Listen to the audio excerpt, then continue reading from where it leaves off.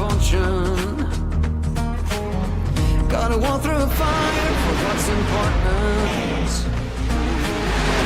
The warrior's blood through your veins is coursing. Kill for hire, soldier of fortune. The whole world's watching every move. Take your shot, don't act a fool. All you got and all you ever need is one bullet in the chamber. Really needs to take your game, but ain't nobody gonna save you.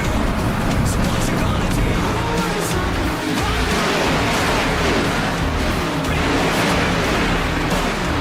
Ain't nobody gonna save you. So what you gonna do? Do or die, you're a mercenary. One of a kind that you're burdened to carry. Go and make them proud, do what's necessary. Oh no, do or die, you're a mercenary. Now the whole world's watching every move. Take your shot, don't act the fool. All you gotta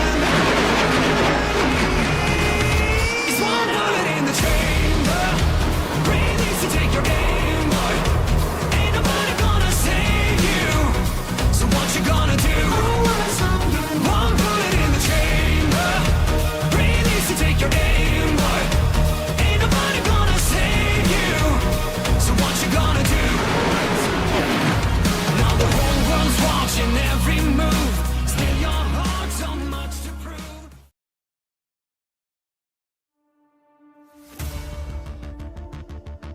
If it's Thursday, it's time for Mystic Racing League. I'm Ellis Thomas here with Chris Smith in the Slingshot Racing Media booth. Welcome, everyone. We're bringing you race number 10 of the Fall Creek Plumbing National Series. Deep tonight in the heart of Texas. We're live from the lightning-fast High Bank Battleground here at Texas Motor Speedway, where speed meets spectacle under the big Lone Star sky. Since opening in 1997, Texas Motor Speedway has carved out a legacy of high-octane moments and high-stakes racing.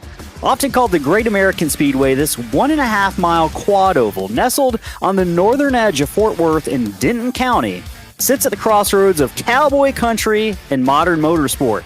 With 24 degrees of banking in the turns and a front stretch wide enough to land a jumbo jet, Texas invites side-by-side chaos at nearly 200 miles an hour, and sometimes it delivers more fireworks than the 4th of July cookout in Hill County down the road.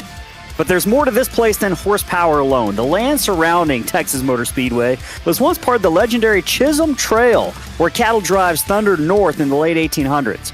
That rough and ready, independent Texas spirit still lingers in the air here in Texas, and what makes this place so special. Under that Lone Star sky with the grandstands rocking and the infield alive with smoke and music, Texas doesn't just host races, it puts on a show. It's known for its attitude, from Eddie Gossage's wild promotions to victory lane celebrations that sometimes involve cowboy hats and six-shooters. This place has always leaned into the spectacle. And who could forget some of the all-time moments? The photo finish between Harvick and Burton in 2007, tire failures and tempers of 2020, or the infamous Biffle win in the dark in 2012, with no one quite sure who actually crossed that line first.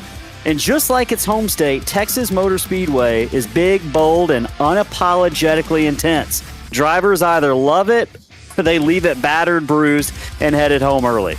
Chris, this land once echoed with the thunder of cattle drives on the Chisholm Trail, where cowboys pushed thousands of longhorn steer through dust, danger, and unpredictability to reach the railheads up north in Abilene, Kansas. Tonight, it's race cars instead of cattle, but the spirit is exactly the same. These drivers will need grit, guts, and the ability to stay locked in through every twist and turn of this track. So tell me, what's it going to take to wrangle a win here at Texas Motor Speedway, Chris? Well, Ellis, it's a 1.5-mile track that from overhead looks a lot like its sister tracks of Atlanta and Charlotte. But if you get down on the racetrack, Ellis, it's undergone some changes here in recent years. One end is totally different than the other one. A lot less banking on one end, a lot more banking on the other end. It's going to make for some exciting racing tonight, and these drivers are going to have to be on their game all night tonight. 117 laps around the Texas Motor Speedway, about 32 laps on a tank of fuel. So we expect a lot of pit stops tonight. Stage break at lap 30 and lap 65. Strategy might be the name of the game tonight, Ellis. Strategy is going to be something we talk about along with several other stories. Qualifying just getting underway, which means it's time for everyone's pre-race favorite tradition here at Slingshot Racing Media, the playing of the national anthem. Everyone rise and remove your caps if able. We'll be back on the other end of the anthem.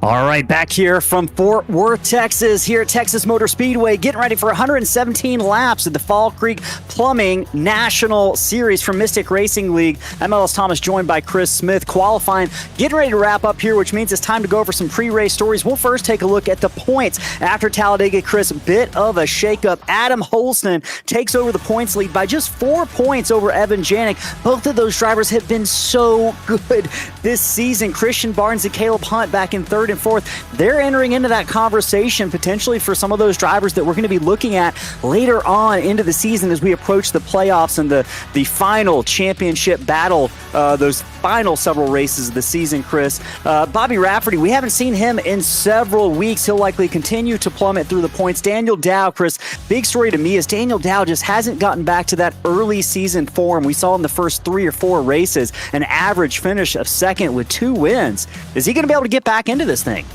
Well, I think he could if he was here. I think he's another driver sort of like Bobby Rafferty who has missed the last several weeks, and I don't believe he's here tonight either, Ellis. So, yeah, you know, sometimes real life gets in the way and you can't make it out here. But, yeah, he did get off to a really hot start here, so hopefully he'll make his way back because he could still definitely make the playoffs, obviously, with those several drivers.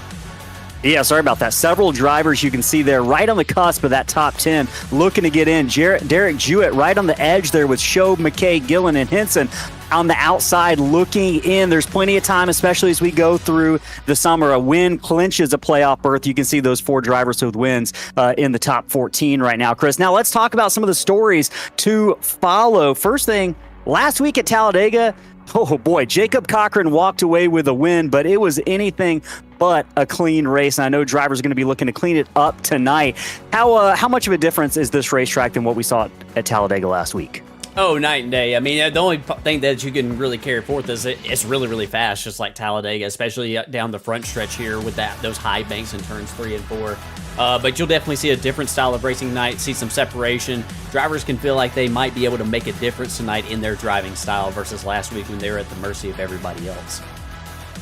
And speaking of driving style, groove discipline and the banking transitions, we're going to be keeping our eyes on just the lines that these drivers are running because we've talked to several drivers in pre-race. They're talking about how loose the cars are, but there are a couple spots on the track, including turns 1 and 2, where if you don't hit that point on the bottom and you don't hit the apron, right on the apron there, and you're not wrapping the bottom as you like to do, Chris, it could be really a long day for you in terms of maybe contact with the wall, right front tire wear. We'll be keeping an eye on that. And the baking transition, Chris, on the exits of turn 3 and 4, drivers have been screaming all practice long about how loose these race cars are. Are there anything you can do to combat that? And let's talk about tire management as well. That loose race car condition is really going to put pressure on those right rear tires.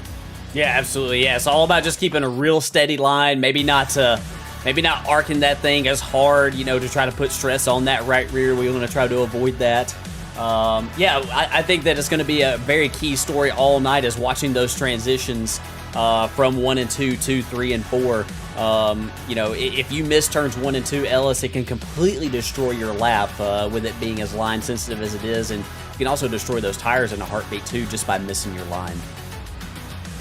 We're going to be keeping an eye on all those stories. Right now, it is time, I believe, to go ahead and get gridded up for this race. Jacob Cochran going to be your pole sitter on the evening. He's going to be rolling off from the pole tonight, Chris. How difficult is it to push it down into turn 1 full throttle, kind of trusting that the drivers are around you are safe to be around, and kind of hold your breath and close your eyes? Well, especially with as loose of conditions as what seems like these cars have here at Texas Motor Speedway, it does require a fair bit of trust in your fellow driver right here. So, if I'm a driver here on this initial start right here, I'm probably just hoping that these drivers maybe are going to give each other a little bit of room, not get down on each other's right side doors, because that's what exacerbates those loose conditions, and also getting really close to the rear bumpers, taking the air off those rear spoilers.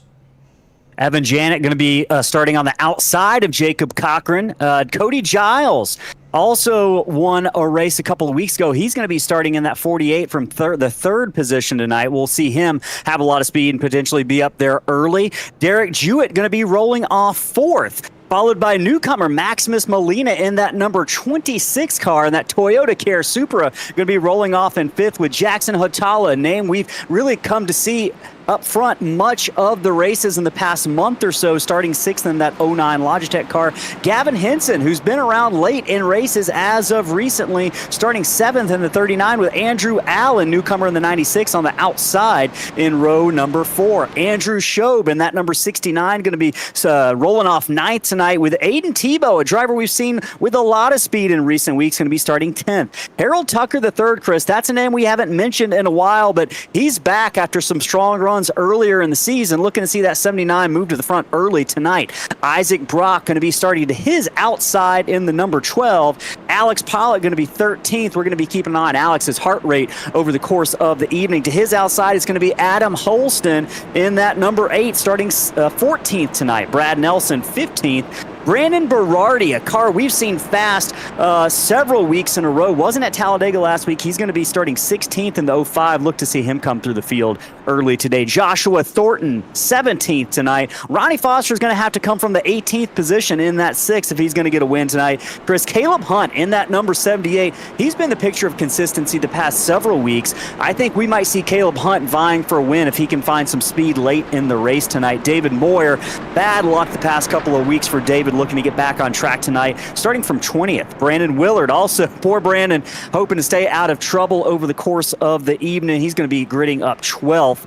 Rough luck for him as well. David Moyer and Brandon Willard going to have to watch out for those guys tonight. Hopefully they can avoid bad luck. Douglas Wasaki, 22nd. Gino Volanti starting 23rd. Matthew Kopp, 24th. Malcolm Capo in 25th. They're trying to make it tough on us, Chris. Stephen Gill in the 01. That's an interesting paint scheme on that 01. A bit of an intimidator paint scheme, but we'll let the fans judge how intimidating that paint scheme is later on in the evening. What do we got? Bad wrench going on there?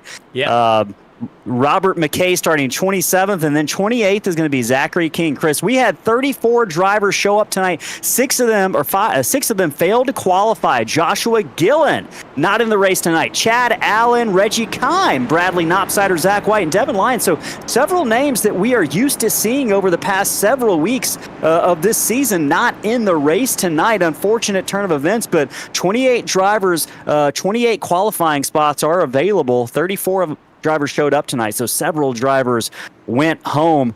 Right now, watching the pace car peel off, it's going to be Jacob Cochran in that yellow and blue car with Evan Janik to his outside, getting ready to go green. It is out for the first time tonight here at Texas. We're underway. Race number 10 of the Fall Creek Plumbing Series. We're live. Jacob Cochran down on the inside, Evan Janik on the outside. They both send it into turn one, full speed. Cochran with a bit of an edge on the inside, but Janik, Chris, he's carrying some speed on that outside. One car loose. That looks like Cody Giles on the inside. Down the backstretch they go. Yeah, absolutely. As Cochran right here is going to get that early lead right there. A little bit of blink right there from the 48 of Cody Giles. But here comes Janik battling back on the outside. They're close off of turn 4. Janik almost collects the wall off of the corner. A little bit loose for him. Jacob Cochran down the inside as they work their way through the tri-oval for the second time tonight. Drivers beginning to settle in. It's still a hot battle for the lead. That 71, the black and blue car. He's got some worse for wear there as he exits turn number 2. Almost gets the wall. It's going to open up the door for Cody Giles, winner back at Bristol a couple of weeks ago. Janik's got to be careful not to close the door a little bit too early on Molina there in that 26. We are under caution for the first time tonight. Caution is on the speedway. Going to see if we can't figure out what just happened. And that's the 79 of Harold Tucker, I think, Ellis. I'm pretty sure he was involved in that beautiful number 79 Truist machine. Yeah, you hate to see that 79 struggle. That is I'm a sucker for purple race cars, just like the 78 of Caleb Hunt. And we're going to try to find out what happened to Harold Tucker here watching the replay live. Going to have to back it up just a little bit, Chris. I'll let you walk the fans at home through what happened to Tucker down into turn 3. Yeah, so we're rolling into turn 3 right here. That looks like Aiden Tebow trying to peek to the middle right there, 3 wide. That's a pretty aggressive move here early on in the race right there. Gets into the left rear of Harold Tucker. Harold does a pretty nice job right there of not overcorrecting and going head on into the wall, which is sometimes... Oh, and Brandon Willard unfortunately tagged him as he was coming by, and that is what's going to do most of the damage, I think, to the 79 machine. Yeah, and again, Brandon Willard, if there's a wreck on the track, it's going to suck him into it. For 3 weeks in a row, Brandon Willard kind of falls victim to another incident on the track. Tucker looked to be okay until that last-minute hit from the number 12 of Brandon Willard. We're under caution for the first time tonight. Yeah, I was going to say, Ellis, so it's like Aiden Tebow tagged the wall right there on the front stretch. We're actually right on board the back bumper right here of Harold Tucker. You can see the run that Tebow gets off of turn 2 right there by running that higher lane, and he's going to shallow his entry up a little bit more than what the 79 is. So it looks like Harold was trying to take a little bit more of a later arc right there, and unfortunately, those two came together on entry at turn 3. Now, Chris, let's talk about this. We saw it, I think, maybe bring out that first caution, patience. You can't take every run you get, and we saw Tebow go for that 3 wide pass there. What are you coaching your driver? What are you telling your driver on top of the pit box right now? Not just if you're Tebow, but the other drivers out here on lap number 4. We got 117 laps to run tonight. Yeah, you definitely want to be patient here. Make sure that you're around at the end of this thing. And also, you don't want to run into a situation where you might get some kind of penalty that would, drop you to the tail end of the longest line here. So, yeah, and also, in fair respect to Aiden Tebow also, when they are bunched up like this, it is the best opportunity to pass, to make up some track position. So, sort of it's a difficult line that we have to walk here on mile and a half oval racing, and I think that maybe that's a move that maybe he might want to have back possibly. Well, speaking of back, we're going to be running it back here for some green flag racing, and now in less than a lap. Harold Tucker and Chris, unfortunate news, today is his birthday. The guy got wrecked on his birthday. I know. I feel his pain. Early crashes make for tough evenings. Hopefully Harold can get that thing fixed up and back out there. Watching the drivers right now after taking the choose rule. No surprise, Jacob Cochran, we saw him comfortable on the inside, starting from pole on that first start of the race. He elects to go to the inside once again, which is going to put Maximus Molina to his outside. Molina and Giles had worked their way by Evan Janik, who elected to start outside of row 2 with Cody Giles there on the inside, and that black and silver number 48 Jimmy Johnson throwback paint scheme tonight for the 48 car. It's going to be Cochran, Molina, Janik, Giles, Jewett, and Shobe are your top 6 right now, working their ways through turns 3 and 4. Drivers working a little bit of heat into those tires. Jacob Jacob Cochran getting ready to pull those belts tight right before hitting that throttle. He is going to be the control car on this restart. Again, caution 4 laps in. Hopefully we can get a long green flag run here and see what these drivers have. Pace car makes that hard left turn. It's going to be Cochran and Molina. Cochran's going to wait to the blue restart zone, mashes that throttle towards the end. One car loose. Molina works it up the track. Janik has to lift the throttle. It's going to allow Cochran in that blue and yellow machine to get away very quickly. Meanwhile, Cody Giles makes quick work of Max Molina down to the inside. Molina's still on the outside. Can he close the door on Jewett before Jewett gets there to take over the 3rd position? They're working their way down the backstretch towards turn 3. Cody Giles looking to the inside right there. Oh, as we got a caution again on the Speedway, Ellis. I think that's Zachary King, Looks maybe. like Zachary King, potentially, I believe, in the number 51. We're going to try to find out what happened to the 51. Down the backstretch, potentially, might have had some trouble. Him and one other car got together. I think that might have been the 88 of McKay. Yeah, right here, watching Zachary King in that Ford EcoBoost Mustang right there. Working his way. Yeah, look at Robert McKay right there. I don't think that Zachary King ever knew he was out there. He came with such a head of steam. I think he maybe surprised him a little bit. So this, Chris, looks like it's going to be the early story of the evening. 2nd caution of the night, 7 laps in. Both cautions happen as a result of drivers getting runs on the outside, carrying that head of steam, and the driver that maybe they're going to the outside of just not having enough time to really understand what's happening. Maybe the spotter being a little bit late on the call. Drivers still trying to find their footing tonight, just 7 laps in. Brandon Berardi made it through that. Brandon's up to the 10th position, Chris, after starting 16th. He's the fastest and quickest mover on the track right now. You have to keep an eye on that 05 over the course of the evening. 6 spots and 6 laps. Making quick work of the field for that number 15. Jacob Cochran still holding on to the lead right now. Cody Giles on that restart took over 2nd. Max Molina falls back to 3rd. Derek Jewett, Chris, up to 4th position. Several cars working their way through the field tonight. I'm keeping my eye on that number 45. I think tonight might be the night Jewett runs a complete race, and he's got the speed, I think, to get his first win of the season. Maybe see if we can't hear from that driver in the 45 real quick. Let's see if we can get him in the booth. Derek Jewett, it's Ellis and Chris in the Slingshot booth. You got a copy, my friend? Yes, sir. I'm so happy to hear you guys. We're happy to hear you. Thanks for agreeing, or at least in the moment, to talk to us. Running 4th right now, man. You've got a hot rod under you tonight. How's the car handling early on in the race? You moved up several positions. Actually, you started 4th, but it feels like you've carried some speed over the course of the first 7 laps.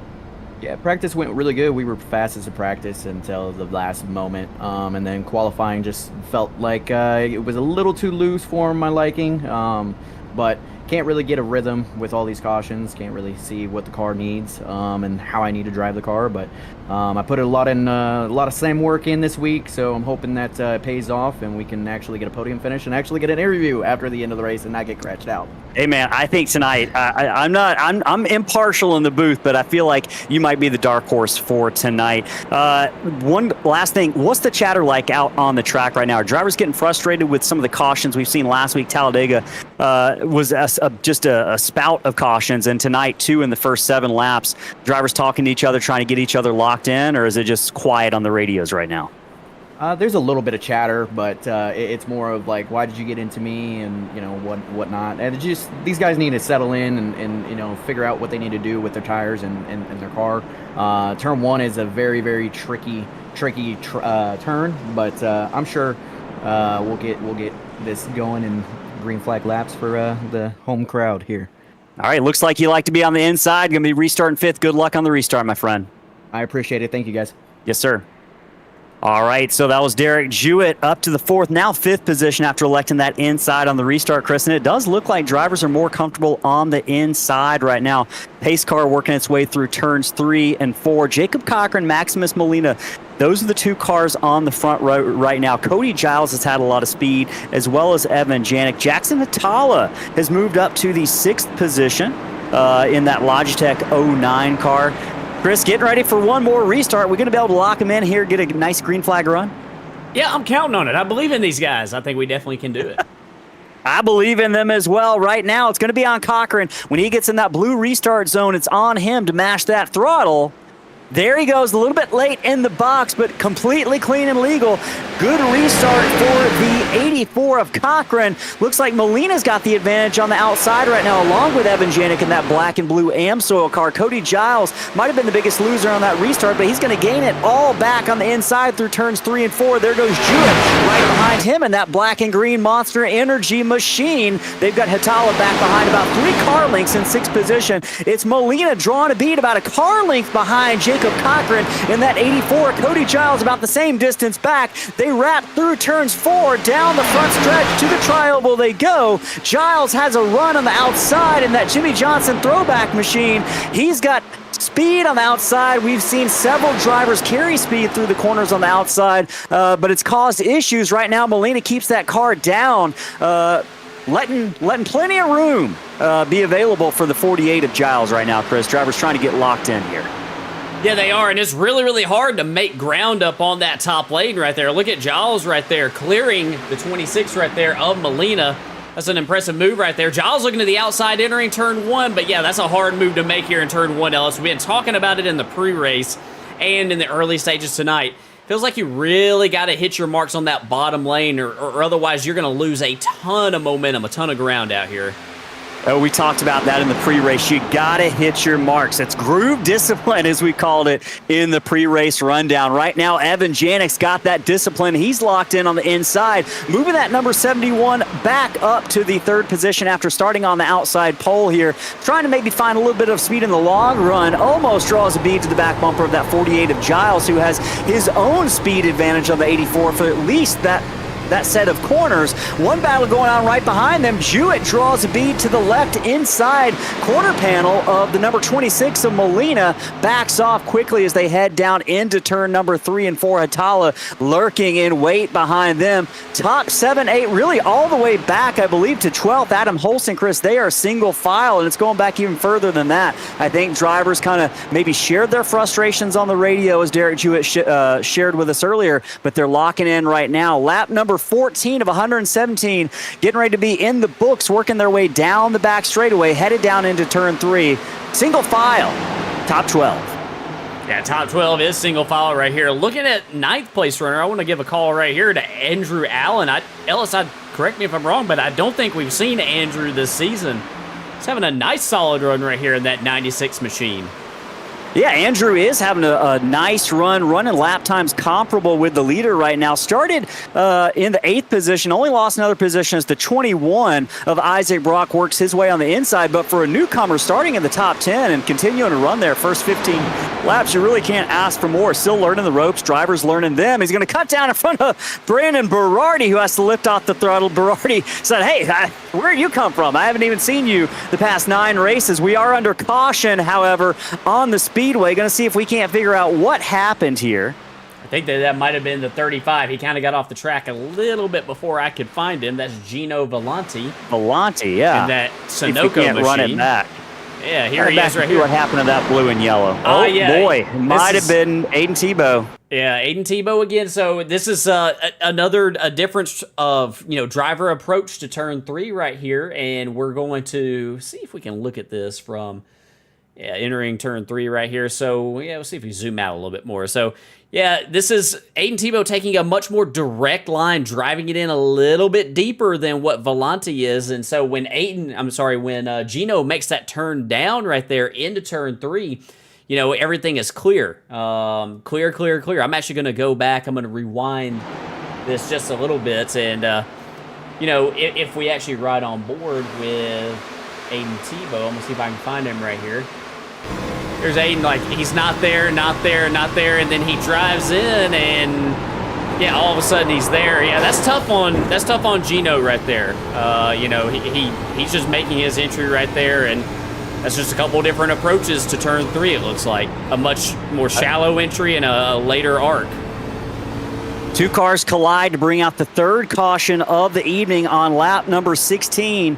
We might, and I say might, see green flag pit stops here. 32 laps is about a tank of fuel. We're a little bit halfway over that, Chris. And also, keep in mind, we're working stage number 1, just 13 laps left. Lap 30 is the end of stage number 1. Drivers in the top 5 receive championship points for running in the top 5 at the end of the stage. So big decisions here. I'm curious to see if anyone elects to come in. I think pit road might have been open that time, and I don't know if we saw anybody. So a couple of drivers came down pit road. Capo, Douglas Wasaki, really 20th on back. Looks like everyone came down pit road, maybe trying to play a little bit of track position strategy when that stage caution comes out, maybe pass a few cars who come down pit road.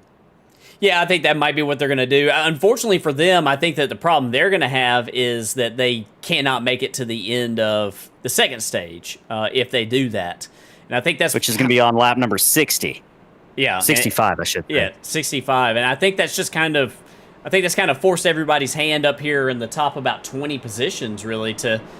You know, they kind of got to stay out here because they know they have to... You know, first off, they want the stage points because, you know, who doesn't want free points? But you know, they also have to be able to make it to the end of that second stage, so they know their pit stop is going to be at the conclusion of this first stage. Speaking of conclusions of first stage, I think it might be a good opportunity, Chris, to take a very quick break here from our partners at Whiplash SimCams, who are bringing us this live green flag action all night in these beautiful iRacing cameras. We'll be back on the other end of that quick break. Stick around. Not going to miss a moment of green flag racing.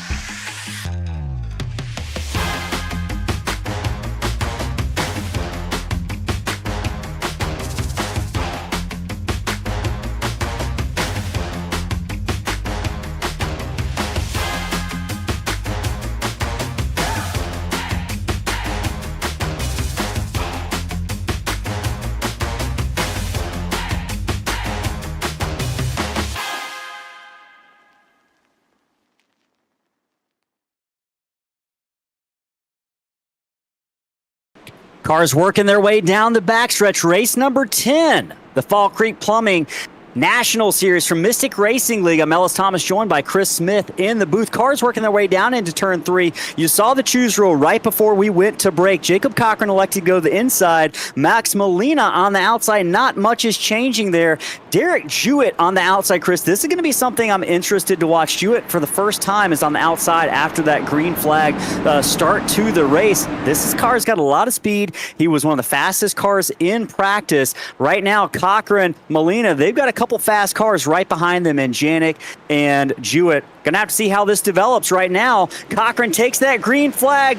Lightning start for that number 84 winner last week at Talladega. Max Molina now doing duel in a battle with the 71 of Janik. They soar down into turn number 1 and 2. Molina to the outside. Janik in the black and blue car to the inside right now. Neither driver giving way to each other. Molina hangs tight in the outside, gathers that speed.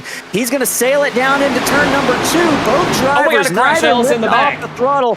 Caution is out. Big trouble. 51 and 88. McKay finds himself in the wall once again alongside the 51, which I believe, still learning these numbers, Zachary King.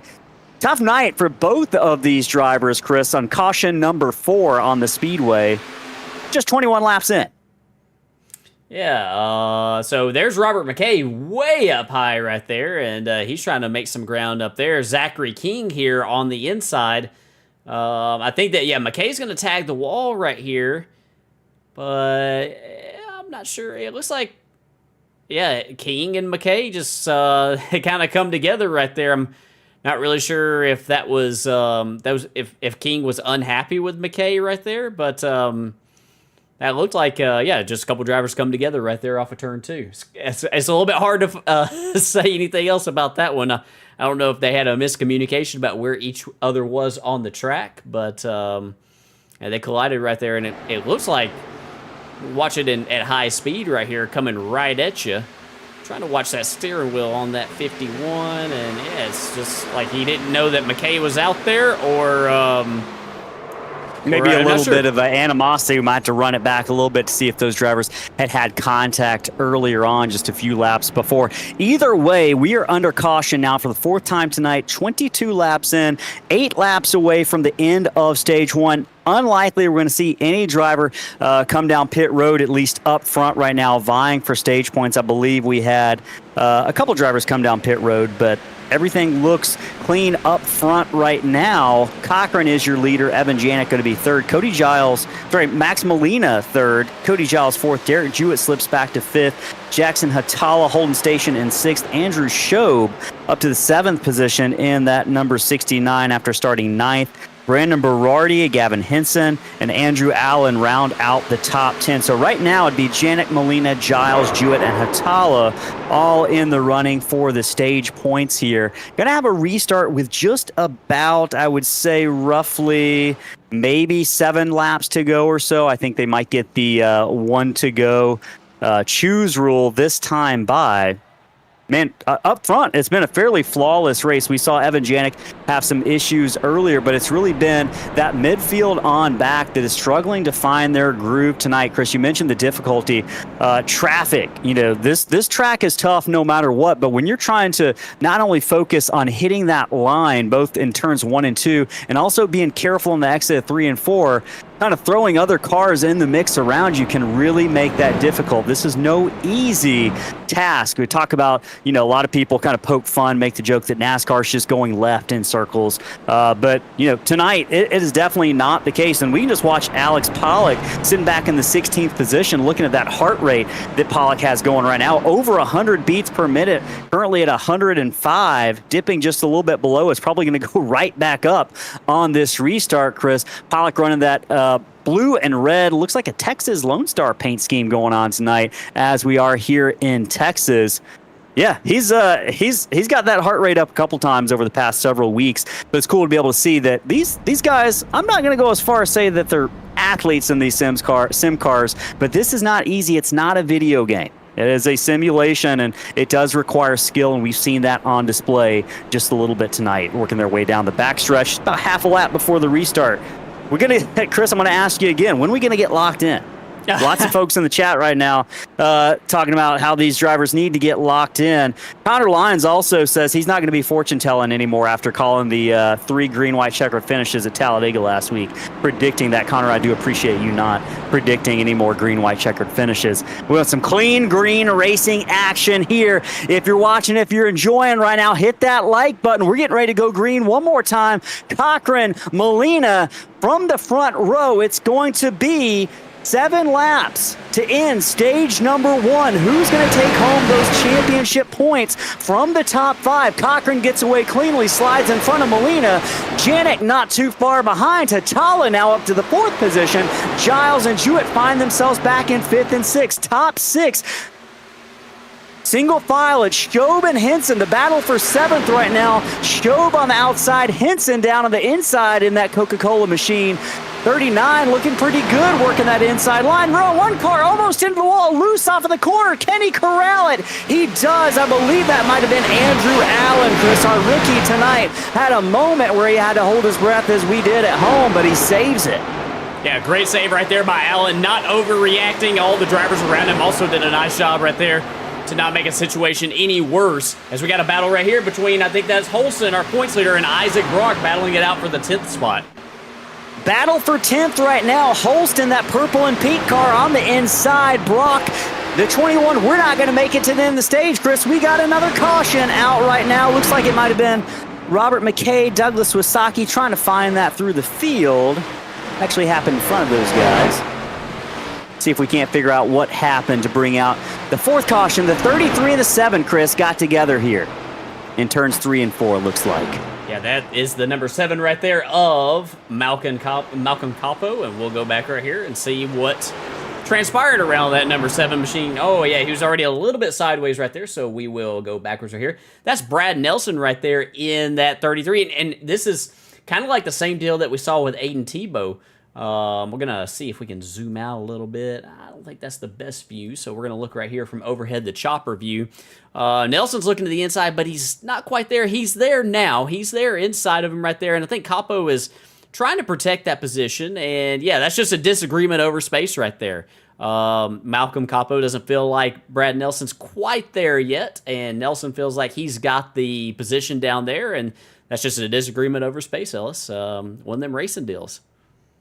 Man, another disagreement of space. It has been a fight tonight for space on that racetrack. This is going to put us under caution for the 5th time in 25 laps. On average, we're running about 5 laps a run here. I'm curious, does any driver hang on to those tires potentially at the end of stage 1 and save them for later in the race? Is there anything to be gained by that? I don't know. I don't know with the stages, Ellis. I think that with the stages, I think that maybe those drivers actually do take their tires here. So. Well, we're going to be keeping an eye on all of that, Chris. One of the biggest movers, Matthew Capo, and that number 44.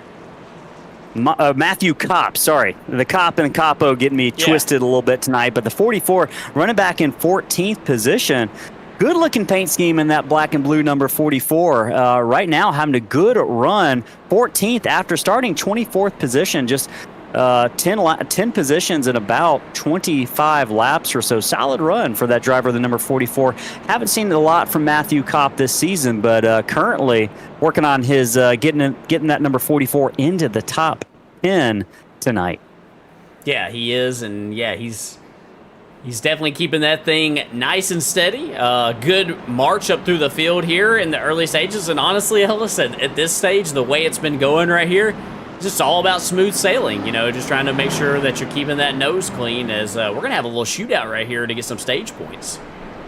Saturday night style shootout. Chris, Jacob Cochran to the back of the field. Major development going on for that number 84. Not sure what happened there. Maybe a penalty on the restart. Not quite sure what happened. I'm going back here to watch and see if maybe he didn't choose.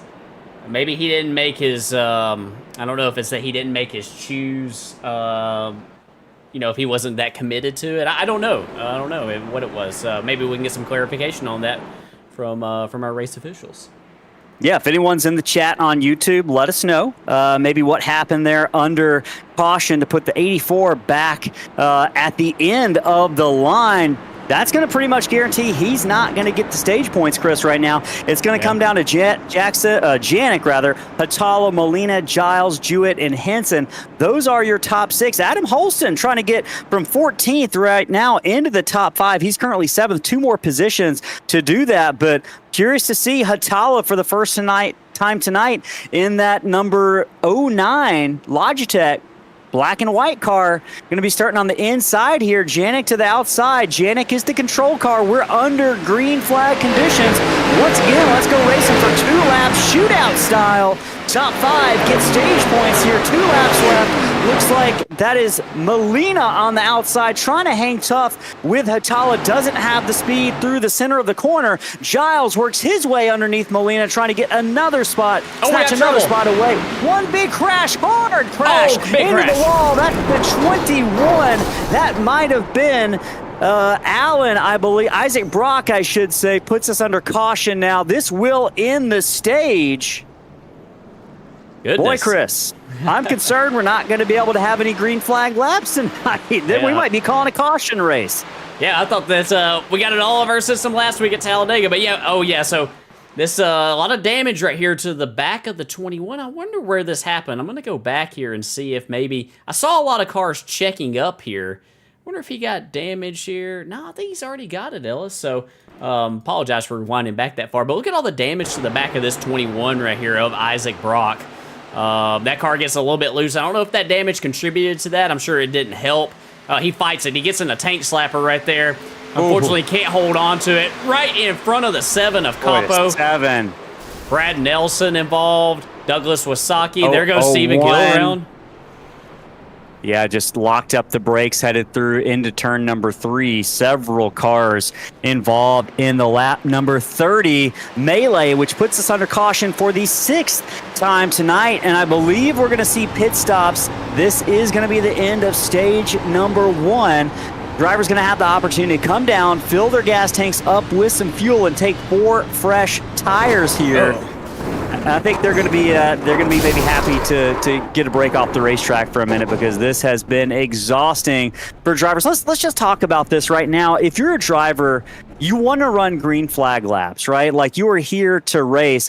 How much does it throw you off the game? And is that really maybe in part responsible for the amount of cautions we've seen? DW had a famous saying, Darrell Waltrip, cautions breed cautions. And I think we've seen that play out tonight in the first 30 laps. Yeah, I think that if we could get some green flag laps, get some separation between some of these cars, let the tires build up some heat and some wear, so that we can see some variation in the lap times, I think that we would see this thing go green. I just think that we're kind of stuck in a rut right here of, cars bunched up really close together, not a lot of laps on these tires, so we don't see huge variations in lap speed because they have very limited wear.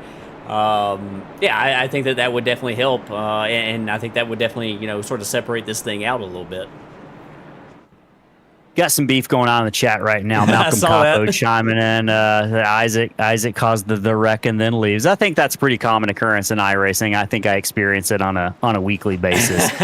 Connor says Swedish fish, not so Swedish. I'm not wondering. What are you talking about, Connor? You like Swedish fish? Are you hating on Swedish fish? Are you loving on Swedish fish? I like Swedish fish. Go. You like Swedish fish, Chris? As we watch 71 come down to his attention of his pit crew here. I'm not going to take any type of Swedish fish slander at all. I love Swedish fish. I won't either. Evan Janik, Cody Giles leading down pit road. You can see those right sides come up. Pit crew working those jacks to get 2 tires on the right, 2 tires on the left. Cochran rolls into his pit stall. A little bit later, after that penalty right before that restart, it's going to be Janik as well as Hatala, Molina, Giles, and Jewett.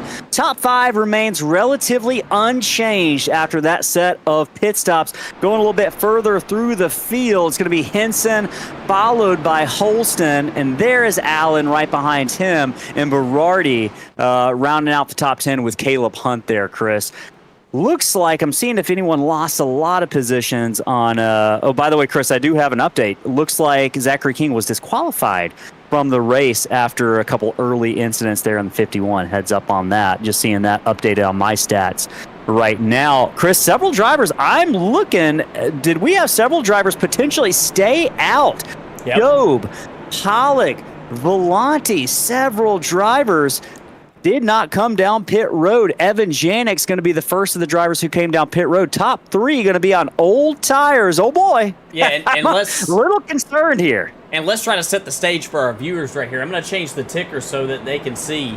Andrew Shobe, Alex Pollock. I think this is a good move on their part. They came to pit road, took 4 tires on the caution before the one that ended the stage. So they decided to stay out right here at the stage break to get some track position. I don't think they can make it to the end of the stage on fuel. I think it'd be really close. I think that'd be asking a lot. But with how this night has gone, Ellis, if they get as many cautions as what we had in the first stage, they could possibly do this to the end of the first stage right here on a tank. Gino Volante's going to have a lot more go his way, I think, if he's going to do that. He's in the 3rd spot right here. He has 18 laps on this tank of fuel here. Yeah, I think they did play it beautifully. Volante, by the way, big comeback from being involved in the second caution of the night in that number 35, working his way up to 3rd on a little bit of pit strategy. But yeah, they might be in pretty good shape here, working their way down the backstretch. Shobe in that Home Depot car with Pollock and Janik not too far behind Volante there, 2nd car on the inside. Getting ready for restart number 6 after the 6th caution of the night. Lap 33. Hopefully we can get a green flag run here. Drivers still trying to find their rhythm.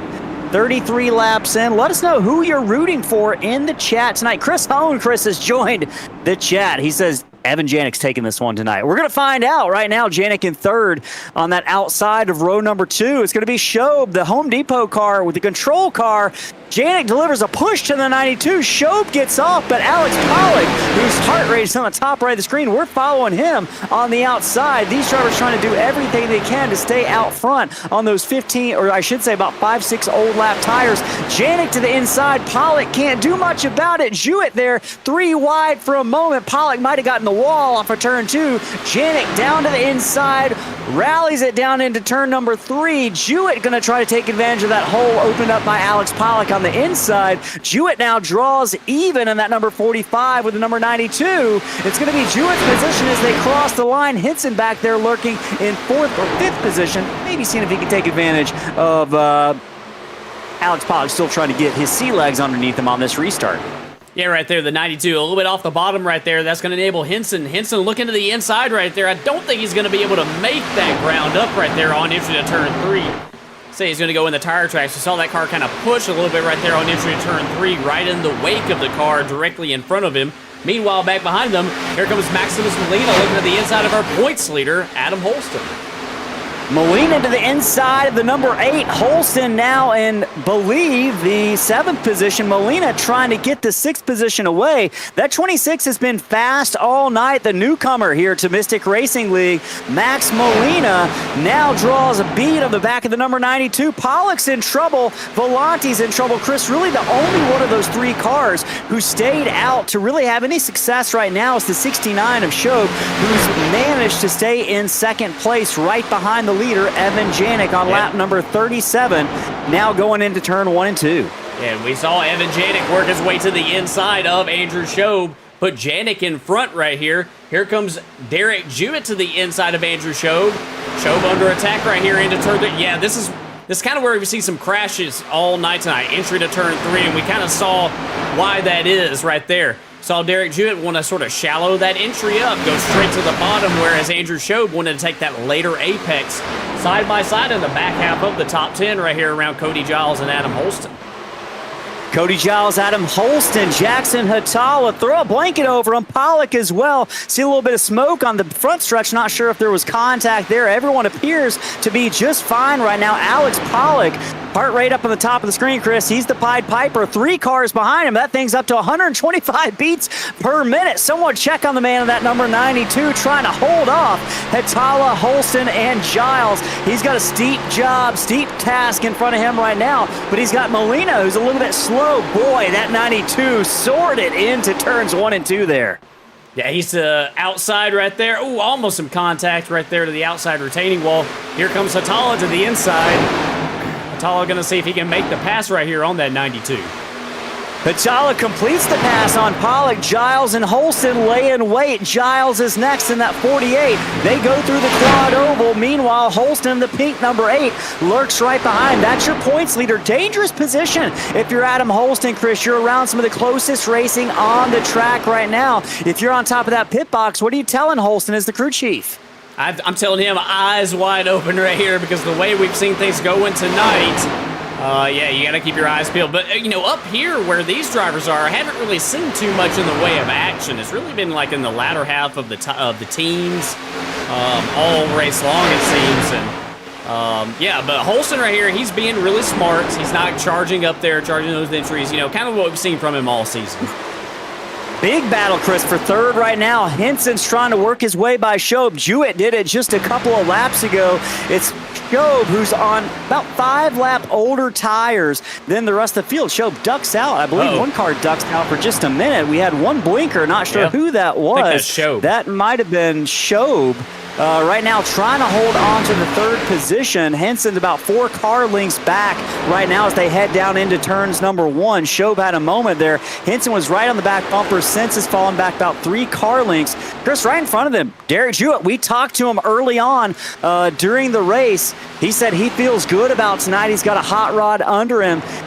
Green flag runs, he believed, were the key to making that 45 a contender tonight. We're getting one right now. He's about 10 car lengths off of the lead. Running lap times comparable, neck and neck with Evan Janik here over the past 3 or 4 laps. He's catching them ever so slightly. Janik might have company in the form of Derek Jewett in that number 45 in just a couple laps. Yeah, we'll definitely keep our eyes on this tonight and see if he is able to make up that ground on the 71 of Janik. Kind of maintaining right here. Looks like maybe on this lap right here, Evan Janik sort of operating through turns 3 and 4 a little bit faster than Derek Jewett, but Jewett not letting him get too far away.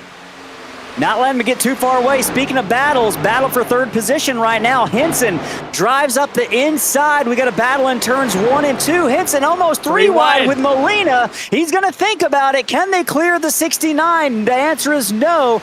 Molina thinks better of it, Chris. Lifts the throttle, ducks in behind the 39. He's going to live to fight another day and try to make that pass in just a couple of more laps. Show with another blink is having some network issues. It's going to allow Molina to gain a little bit of speed down the front straightaway, down there on the inside in that Toyota Care Supra. Molina, mark him up to the 4th position. Now it's Giles next in line to try to gain an advantage over that 69. 5-lap old tires, Chris, making a little bit of a difference here in the early goings for those 3 guys who stayed out. Yeah, it is a little bit fresher tires for those drivers, and yeah, it seems to be making the difference. I think that if you are Andrew Schob, but if he's able to settle in right here behind the 48 of Giles, and maybe ride it out right here at this point and make it to the end of the stage, I think he would consider mission accomplished. Unfortunately for him and his competitors who did stay out, I think they're going to have a hard time making it to the end if we stay green, Ellis. Yeah, I think you're right. Strategy is going to be a factor here. Right now, you saw Henson a little bit loose there. He's got Giles working down to the inside through the corner. Henson slips out for just a moment. Giles is going to take that position. Giles up to the fourth spot right now. Henson might try to fight back in that Coca-Cola Zero Sugar number 39. You big Coke Zero fan, Chris? Yeah, I like Coke Zero. It's pretty good. Nothing beats the real Coca-Cola. But it's definitely a good substitute that is better for you. Better for you. Hey, better for Adam Holson right now. If Alex Pollock didn't get to his inside, that's a battle going on for the 8th position down into turn number 3. Pollock, you can watch him right now. That heart rate continuing to be north of 115 beats per minute. Pollock's going to lose that position, slide back just a little bit into the clutches of Caleb Hunt, who started, I believe, in the 19th position, Chris. That purple monster machine, the Twitch number 78, is up to the 11th position. He might be top 10 here in just a corner or two. Yeah, a nice steady march right here from Caleb Hunt tonight in that Twitch machine. We've seen him do that all season. Be nice, calm, cool, and collected. And, he normally winds up finishing these things a lot better than he starts them. And we're gonna see. Hopefully, Caleb doesn't twitch here and slide up into the number 92. Yikes. I had to do it. I had to do it. Yikes. I had to make the Twitch joke, but in all seriousness, Hunt has just been having a great season, a string of top 10s the past several races. He now climbs his way into the top 10 here at Texas on lap number 49, approaching lap 50. Chris Hone in the chat says Coke Zero is good, but Dr. Pepper Zero Sugar is way better. Yeah. Do you agree? I think I agree with that. Comparing the Zero Sugar flavors, yeah, I think I do agree. I'll give him that one. I don't know if I've ever had Dr. Pepper Zero Sugar. Even though Chris Hone does spell his first name the wrong way, I still will give him that. Well, give it to him. I'm not agreeing, though. I'm Coke Zero all the way. Hey, speaking of agreeing, there's about to be an argument over some real estate on the racetrack right now. Battle for 7th heating up. Jackson Hotala and Jacob Cochran, last week's winner at Talladega, gearing up for a little battle here as they cross the start-finish line, headed down into turn 1. You can see on board how close that number 84 of Jacob Cochran is to the back bumper of that Logitech G machine. He's going to try to draw a bead on the inside. There goes Cochran, making that move, rolling the bottom, down the backstretch he goes. The 84, that Ghost Energy machine, finds some energy. Hotala says, all right, you got me, brother. I like it when I see that on the racetrack, Chris. Drivers racing each other with respect and realizing when to fight and when not to fight. Yeah, absolutely. And what a recovery right here from Jacob Cochran.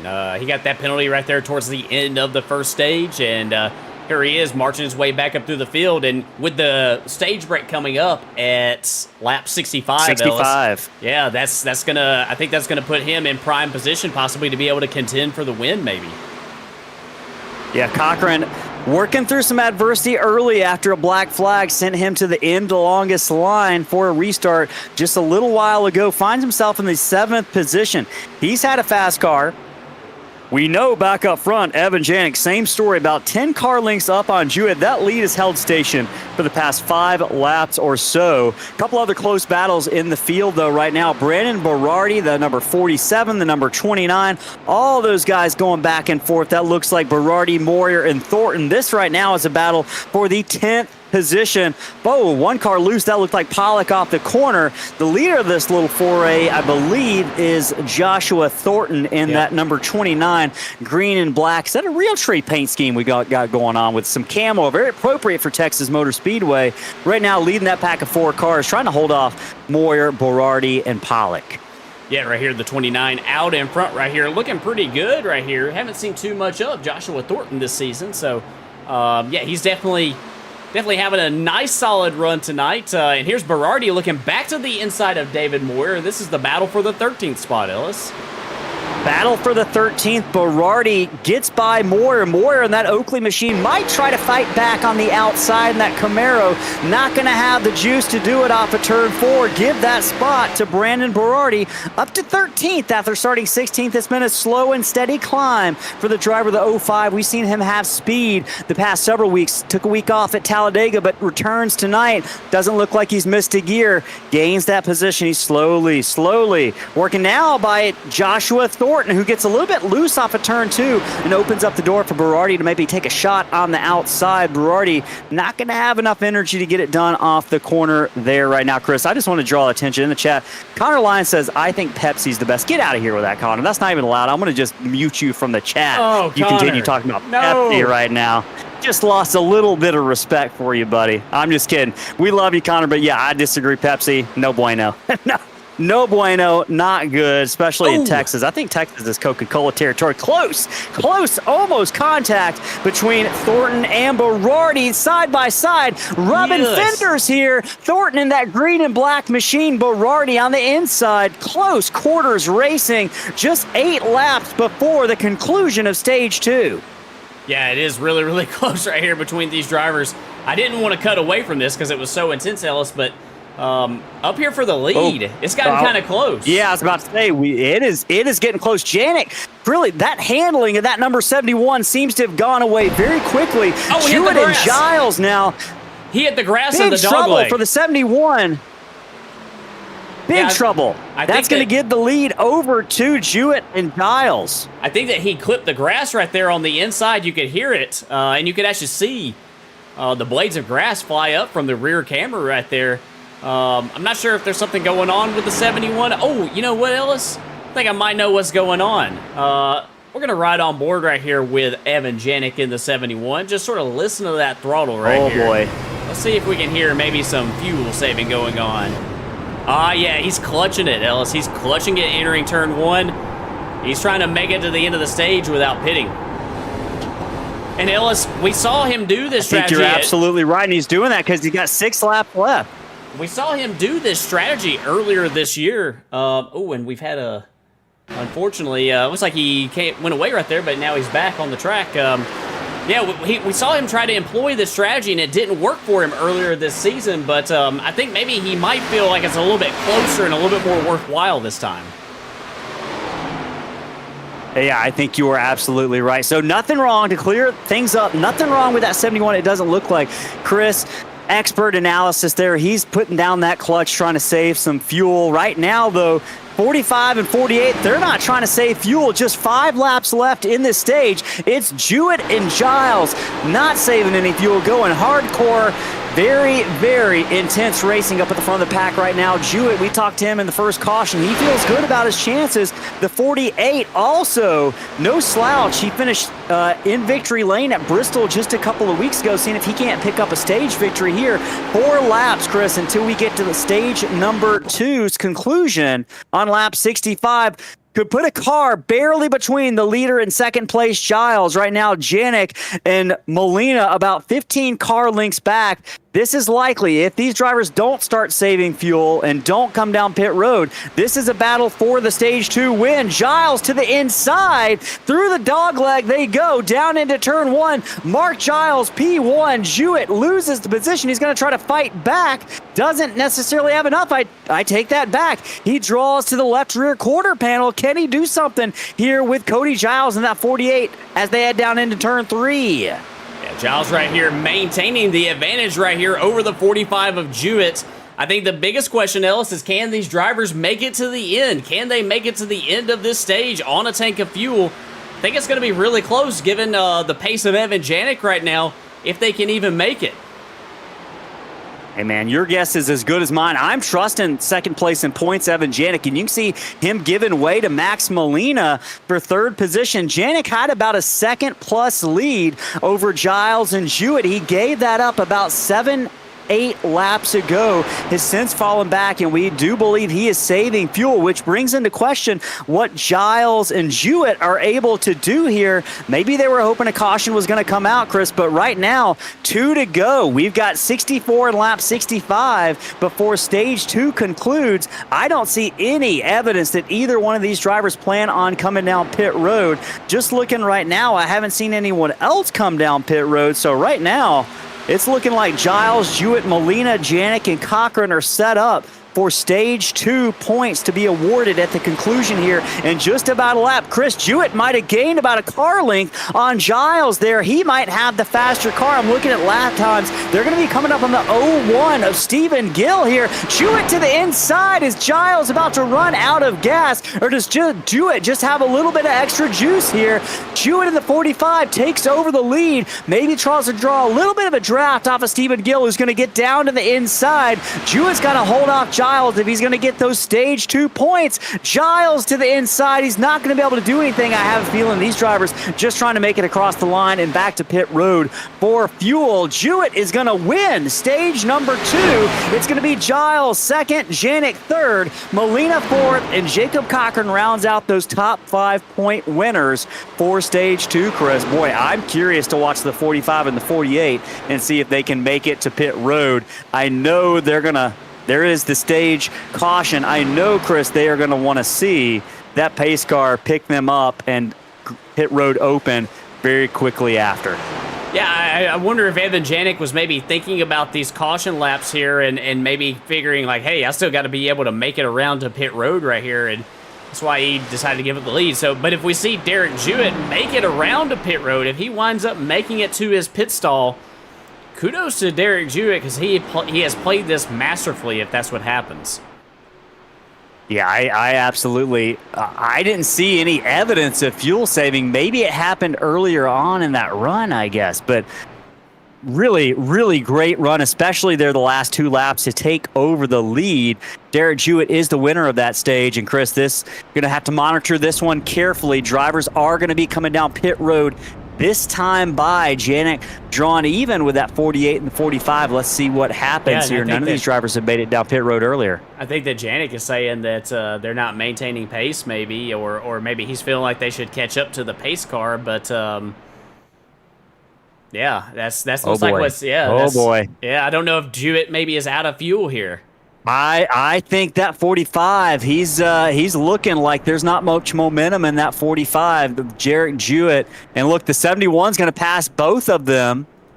And we're going to see what happens here. Big storyline. If Jewett and Giles run out of fuel before they get to their pit stall, I think they're coasting right now, and they are holding up the rest of the field, going 35 miles an hour. Looks like Jewett's going to get a little bit of help from that number 26 of Molina. Can they make it to their pit stall? Jewett played it almost perfect, Chris. He's going to win the stage, but he's going to lose a couple spots here likely on pit road. He makes it to his pit stall with a little bit of help from Molina. Chris, one car, Hatala, gets a nudge from the 39 of Henson into his pit stall. Going to see who's going to come off of pit road first here. It's going to be Janik with the win off pit road. Jacob Cochran's going to come off second, or I should say Giles, Shobe, Jewett, Molina, and Cochran are going to be your top 6 off of pit road. Berardi is going to beat the 09 of Hatala off pit road. So a couple spots changing hands here. Lap 68 of 117 in the books. Just about 50 laps remaining. Off to a slow start we went tonight, but Ever since caution number 7 on lap 35, we've been clean and green, full stage under green flag conditions, Chris. Attaboy to these guys are getting locked in. Let's see if we can't do that here at the beginning of stage number 3. In the meantime, while we wait for that to happen, if you are watching right now, let us know what driver you are rooting for in the chat. Connor says I disappointed Jeff Gordon for not liking Pepsi. You know what? I am not ashamed that I disappointed Jeff Gordon for not liking Pepsi. So also he says heart rate check for the number 92, 128 beats per minute, Chris, towards the end of that stage for Alex Pollock. With all that being said, I'm going to take a quick break to hear from Whiplash Simcams, who have brought you all the green flag racing tonight in these beautiful, masterful cameras that Chris has navigated expertly. Let's go ahead. Actually, are we on the one to go? Pace car lights are out, I should say. We're on the one to go. We're going to stick around here. We're going to not want to miss any green flag action. That one happened fast with those green flag pit stops. If you're watching right now, let us know who you're rooting for in the chat. And if you haven't liked the video, go ahead and give it a thumbs up. And also hit the subscribe button. It doesn't cost you anything at all. And let's do a little bit of challenge here.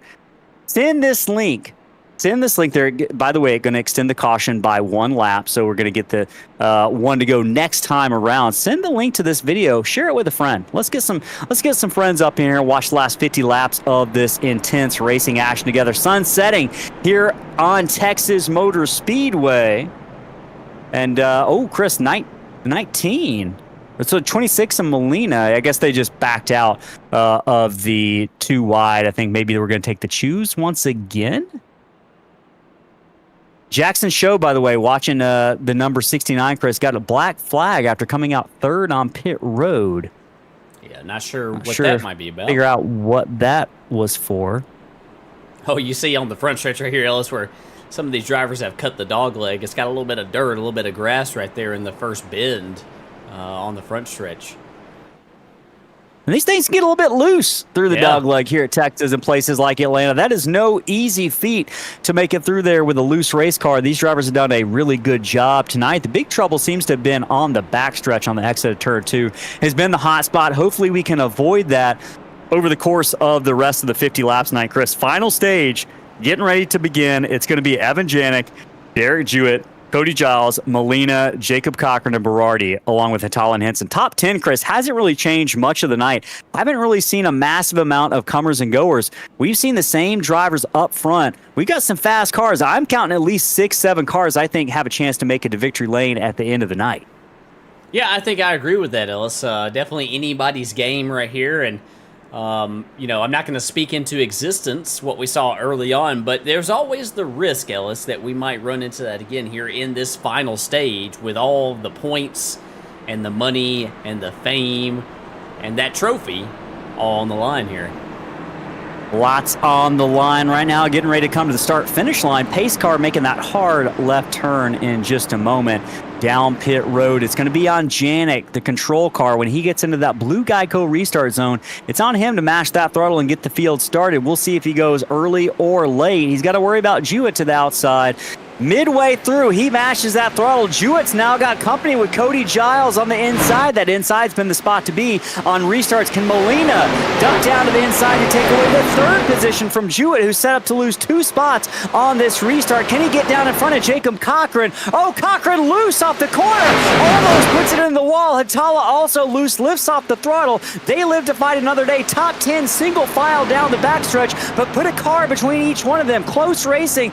84 of Jacob Cochran really loose right now in front of Hatala, Chris. That 84 not handling well at all on fresh tires on this restart. Yeah, everything looks to be a little bit sketchy right here on these fresh tires, and that maybe speaks to those problems that we saw in the first stage, why we couldn't get our feet underneath us right here. So if we can make it through, I think, these first couple laps, Ellis, I think we might be okay. Jewett tags the wall right there off of turn 2. Chris, the Hornet's nest is building around 11th, 12th, 13th place. This is where the action is happening on the track. Between Jewett and Cochran. Cochran, Jewett sideways. They both get it under control. We are still green flag racing. One car in the wall. Crash on the front straightaway right now. Crash on the front straightaway. Looks like Andrew Allen and the number 96 was the catalyst for that, at least involved early. That had been building for a minute. I saw smoke even before that. Yeah, we're gonna. And you mentioned it, Chris. Several cars. I think that was a chain reaction that might have started with the 84. Yeah, we're gonna go back and watch what happened between the 84 and the 45. Another disagreement over space right here, but this one a little bit differently. We saw Jewett tag the wall off of turn 2 right here. Here comes Jacob Cochran looking to the outside. Gonna try to charge it up right here. I'm actually gonna try to speed this up just a little bit. Get side by side with him, and yeah, it looks like, they're just running really close together. The 45 maybe off that white line a little bit, but the 84 was really close to his door. Great job by both those drivers to keep it straight. Meanwhile, Ellis, like you said, I think it was a chain reaction. I think there's a couple things going on. I think that we're seeing right here possibly these drivers checking up because I think there's going to be a crash. Like there probably should have been. Yeah, the 96 into the 29 right there. That's Joshua Thornton. Thornton does a great job saving it. Here comes Stephen Gill right here, charging up the outside, trying to make up some spots right there in all of the trouble. And unfortunately, Andrew Allen gets caught up in that. Andrew Allen, innocent bystander there. Had a good run going much of the night. First race here in Mystic Racing League, at least that we're aware of.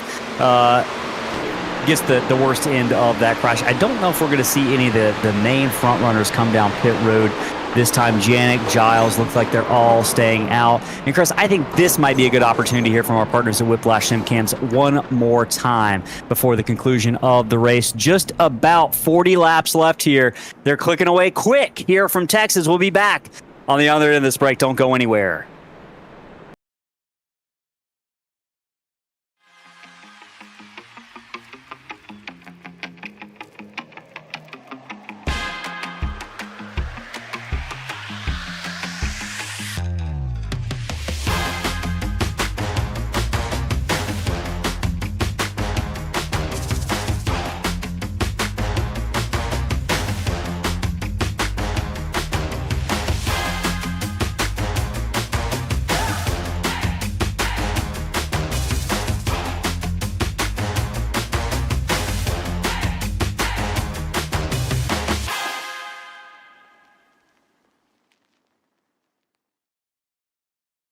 Hey partner, I'm Barry, your pocket crew chief, the very first AI-powered mechanic for sim racing.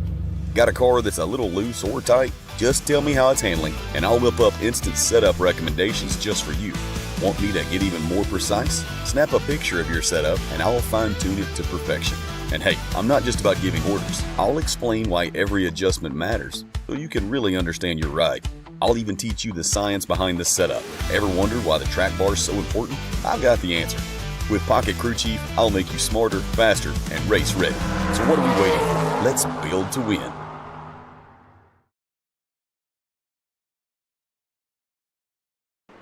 All right, welcome back to Texas. They just took the choose rule. Janik, the leader, chooses the inside. Max Molina to the outside. Cody Giles on the inside of row 2. Brandon Berardi, Chris, highest we've seen Brandon all night long after starting in the 16th position. He's up 13 spots right now. Good job, Brandon Berardi. I thought he might be one of those drivers we saw around on the long run, but hey, man, you can't ask for much better here after starting 16th at 05. He's got some speed. A couple drivers, Jewett and Cochran, we saw really have issues there. Cochran and Jewett, they got it under control, but Cochran, Chris, might have been the biggest loser on that all the way back to the 12th position. Boy, if he's able to come back and fight for this win tonight, talk about fighting through adversity a couple times, starting further back in the field and working his way through traffic if it does happen. But now he's in the danger zone in that number 84. He's in the hornet's nest, so to speak, where we've seen that action really heat up all night long. Evan Janik looking to get that motor heated up one more time here. Lap 76 coming to lap number 77. Just 40 laps remaining. I mentioned they're clicking away fast here in Texas. Sun's going down, but the action on the track is heating up. Evan Janik pulls those belts tight one last time before he mashes the throttle. We're green. We're underway one more time here at Texas. Giles in the blue and silver silver car gets away second. Jewett looks to make a move on Molina in that black and green car to the inside. Jewett, one of the fastest cars on the racetrack tonight, looks to reclaim and reassert his dominance in the top 4. Can Molina hold him off? He can't. Henson right behind them. Gavin works his way up to the 5th position. Berardi and Hatala not too far behind, with points leader Adam Holston sitting back in the 8th position in that number 8. And boy, that 45 has got the top 10 stacked up behind him, Chris. This is going to be tricky to hold these guys off. Yeah, it is, absolutely, right here. Berardi to the outside. Here comes our points leader, that number 8 of Adam Holston, looking to the inside right here, trying to make up that spot right there, and not going to be able to keep up on corner exit. Gavin Henson right here, Ellis, up here in the top 5. Been really solid here tonight. I think this might be a possible night where we see Gavin Henson challenge for one of those podium spots.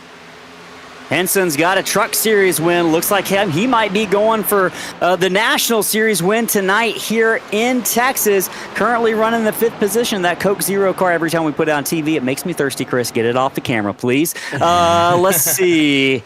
Looking further through the field, everyone's kind of straightening it out right now. That's the good news. The Hornets' nest has thinned out just a little bit. Yeah, they're tight, but they are not side by side, which with just 37 laps to go tonight, I think that's a good sign. These drivers are finally finding their sea legs. Knock on wood right now.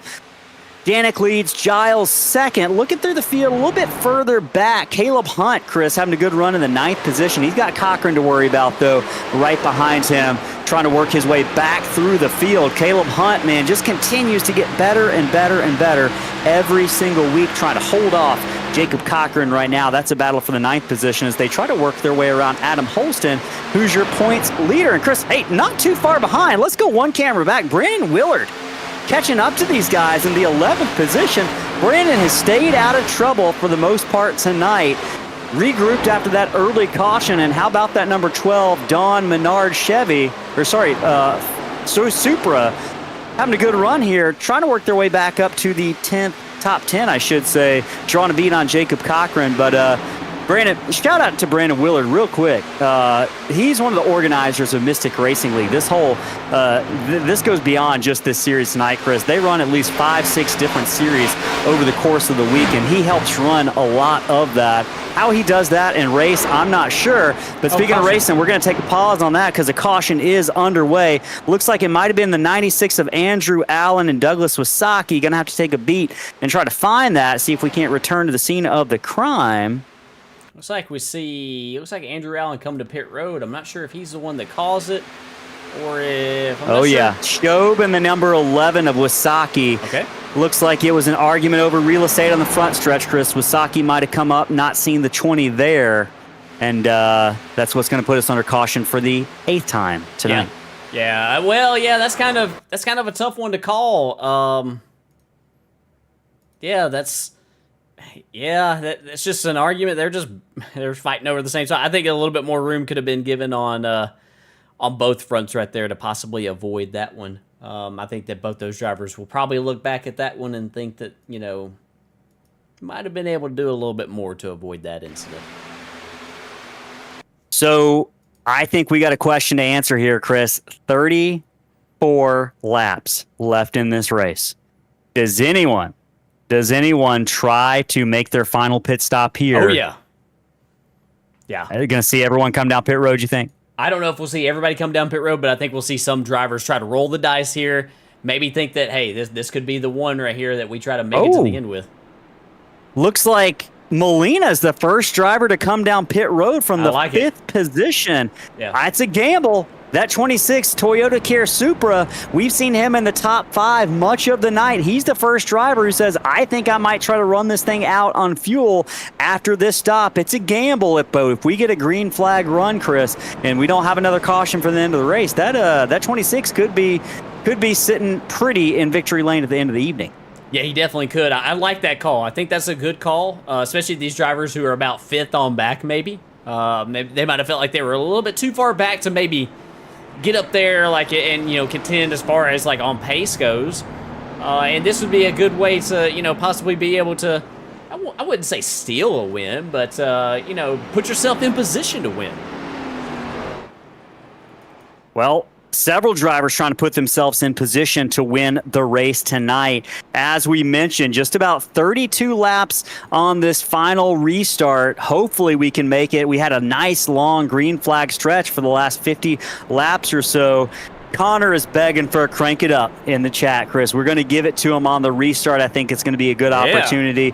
If you're in the chat, let us know who you are rooting for tonight. Who do you think the winner is going to be? We've talked about a lot of drivers. Hey, if we haven't talked about your driver and you're watching tonight, let us know in the chat. Who do you want to talk about? What do you want to talk about tonight? Who is your favorite driver? And ask yourself a question. If you're watching right now, have you subscribed to our channel? It doesn't cost you a thing. And Chris, we got a big summer coming up. We're going to have 3 nights of racing, the most we've ever had on Slingshot Racing Media on YouTube. It is going to be awesome. We're going to have some announcements about that later down the road. But if you want great racing 3 nights a week, make sure to hit that subscribe button. We've also got the new ARCA car track guide tutorials out if you're running the iRacing officials every single week in that car. Check those out. Those have been super helpful based on what a lot of people have told us. So we'll keep those coming for you every single week. And Chris, right now it's all about this week number 10 at Texas, the Mystic Racing League Fall Creek Plumbing National Series. And if you don't know about Fall Creek Plumbing, they're over in Pendleton, Indiana, and one of the plumbers, Brett Wren, he normally runs in our series, brought this sponsor over to this league, but they're family owned. And if you're looking for anything related to leaky concrete slabs, hot water heater, maybe your toilet's broken, these folks are your people at Fall Creek Plumbing. If you're in the Midwest, if you're up in the Pendleton, Indiana area, get with those guys. You can trust them, and they will hook you up with whatever your plumbing needs are. Right now, I think every driver's checking for any leaky pipes in their car right before we get ready to go green. It's going to be Evan Janik, Gavin Henson on that outside, and that red and black number 39. Chris, Caleb Hunt also up there. Top 5, top 6, shaking up just a little bit with the 44, Matthew Kopp up there for the first time tonight. Some newcomers up front. Let's see what they got. Evan Janik's going to mash that throttle. We're green flag racing here in Texas. Janik gets off cleanly, hits and slides up in front of the 78 of Hunt. It's going to open the door for Cody Giles and that Jimmy Johnson machine down to the inside. Giles wraps that apron. Caleb Hunt and Gavin Henson up the track just a little bit. It's going to be Hunt who walks away with the 5th position there. Loses it to Derek Jewett. One car up into the wall on the backstretch. Everyone's clean and green. Hatala, big move down into turn number 3. Tried to go by Molina. Might have seen it as his chance to pass maybe the driver who's sitting in the best strategy if we go green the rest of the way. Right now, it's Janik, Giles, Henson, and Jewett. The battle really is for 5th position. Jacob Cochran's got Caleb Hunt and Max Molina working right behind him. Molina draws into the inside of the 78. It's a battle. They almost make contact off the corner. Molina gets out of the throttle. It's going to allow Hatala to climb the banking in turn 3. Will Hatala make the move? Not this time. They settle it out behind them further. It's the 44 and the 05. I should say the 33 of Brad Nelson right behind them. Goes by Matthew Kopp for the 11th position. Nelson, I should say, into the 10th position. Chris, that 33 has found some speed here in the late going of this race. He definitely has. He's moved up here into the top 10. And he is one of those drivers, if I'm not mistaken. No, actually, he stayed out right there, Ellis. So he's not one of those drivers to take new tires. So, he's under attack right here from Berardi, though. Berardi makes a move to the inside of Nelson. Berardi in that red and white machine, the number 05. Nelson in the wall. It's going to open the door for Berardi. Down the front straightaway they go. It's going to open the door for Adam Holston as well as Matthew Kopp. Thornton not too far behind them in that number 29. The 33 had a good run going. He can salvage it here with that run off the top. It's going to be Thornton and Kopp doing battle right now for the 13th position. Boy, a little bit of fenders traded there. Sheet metal being exchanged. Chris, the battle for the leads heating up front. Cody Giles really within less than a car length of the front bumper of Evan Janik right now. 27 laps remaining here from Texas. Yeah, absolutely. Right here, the battle for 3rd is heating up as well. Here's Derek Jew to the inside of the 39 of Henson.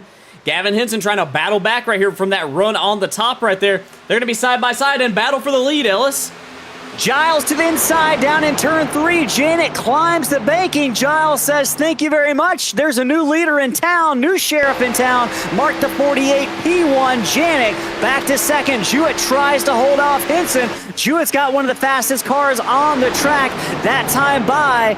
Cody Giles was the fastest, but Derek Jewett ran an almost identical lap time. Chris, of all laps tonight, I think this is the closest I've seen the top 10 running. Right now, the top 10 separated by less than 2 seconds on track. Giles takes the lead, about 4 car lengths over Janik in turns 3 and 4. Yeah, Ellis, I'm watching this 26 and this 09 right here. Maximus Molina and Jackson Hatala on those fresher tires.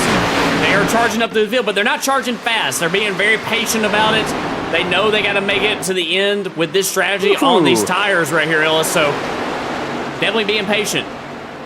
And it looks like Molina is going to make a pass to Henson. That's for the 4th position. Molina, you mentioned it, on slightly fresher tires, about 16 laps difference. Molina will drag Hatala in that G machine behind him through the fray. They get by Henson. Henson almost into the wall. Looks like Pollock might have grabbed the wall back in the 7th position. They go down the front straightaway one more time. You mentioned it. Looking at lap times, Molina was the fastest by 0.2 of a second. Jackson Hatala right there with him on that lap time, Chris. They're the fastest cars on track. Jewett can't do anything about Hatala and Molina. Here they come now, going for the 3rd position, Chris. This 26 and the 09, they're the catbird seat right now. Just about 23 laps left on the evening. If they go caution free, Hatala in the wall, just a little bit scrapes the tri-oval wall.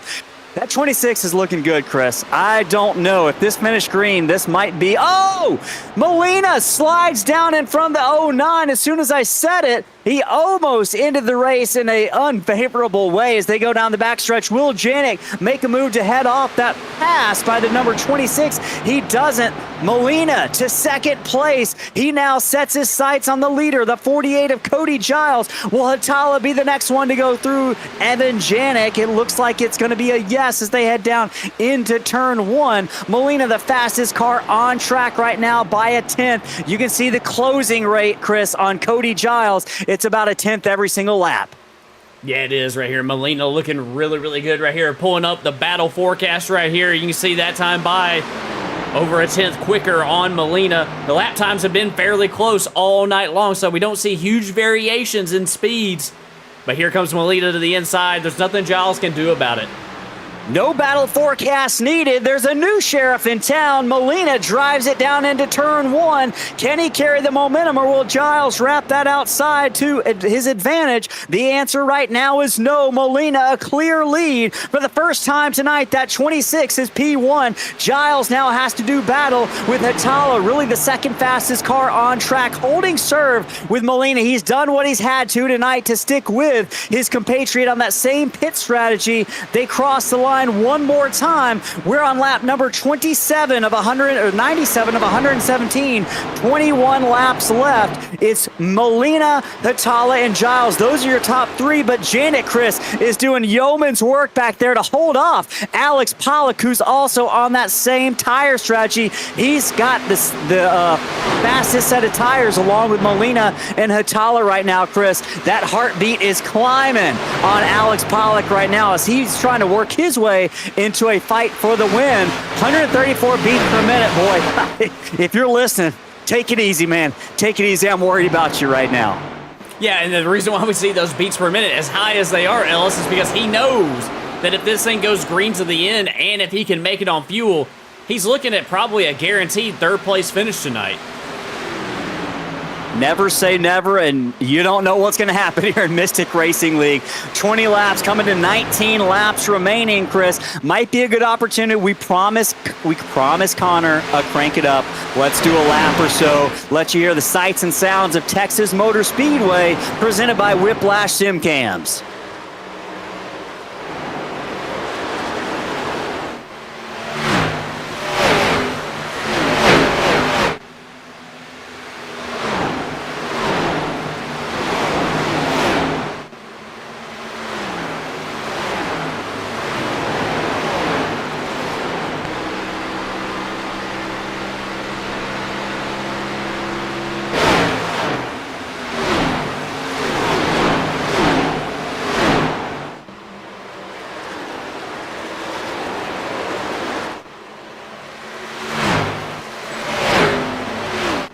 Chris, right now, battle for second, heating up. Cody Giles had worked his way back by Hatala.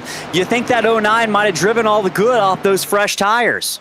Yeah, I'm not sure, Ellis. You know, we were watching the sights and the sounds of the crank it up right there, and I don't know if the 09 had a moment where he got a little bit free, maybe missed his marks, maybe one lap, or if Cody Giles is just, you know, able to overcome that significant, you know, and it's not a huge significant tire disadvantage that he's at. You know, need to be completely honest about that. You know, it could just be that he's managed his tires a little bit better here on the run, and he's cleared Hatala, moved into second, see what he can do in Molina. Yeah, but Chris, I think the story starts 2 or 3 weeks ago at Bristol, where Cody Giles picked up his first one of the season, and tire management was the leading factor, and he admitted it in the win. He just thought he did slightly better job saving those tires, and right now we're seeing him holding serve with lap times of Molina. Now, he's got about a second and a tenth. He's got some work to do if he's going to catch them, but we don't know what Molina's done with his tires. So when all is said and done, when all is equal, when it's apples to apples, does Cody Giles have a faster race car? I think that's going to come a little bit more into focus here in the next couple of laps. Looking through the rest of the field, Alex Pollock trying to catch Evan Janik for the 4th position right now. Looks like Pollock might have used up much of the good on his tires, but Janik falling back a little bit. Now 4 cars coming under one tent together, starting with Janik, Pollock, Jewett, and Thornton, with Jacob Cochran not too far behind them. Jewett ducks out on the inside and consider making a pass down into turns number 3. Pollock leaves him just a little bit of room, but he's going to close the door on the exit of turn 4. 15 laps now, 14 laps to go here from Texas Motor Speedway. And Ellis, I want to circle back very quickly to that number 48 of Cody Giles in the second spot right here.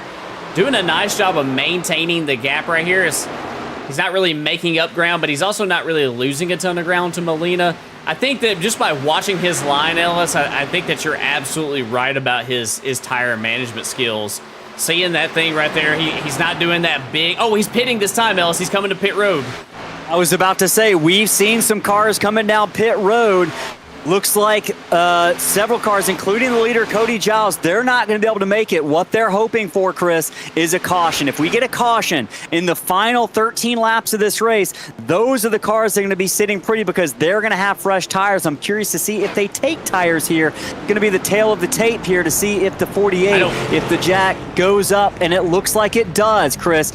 These drivers hedging their bets that a caution is going to come out. Then they'll be in the catbird seat. Right now, it's all about Max Molina and Jackson Hatala, along with 3rd place Alex Pollock, and that heart rate continues to climb for the driver of that number 92. Several cars on pit road right now. There's Henson leading Giles off of pit road. Henson might have been on a shorter pit strategy with tires. No, he didn't take tires at all, Ellis. I don't think he took tires, or he took 2. Judging by the time, it looks like he probably took just fuel only. And I'm curious to see how that strategy plays out here. Right now, we're still green flag racing under the lights. The sun has set on the Lone Star State here at Texas Motor Speedway.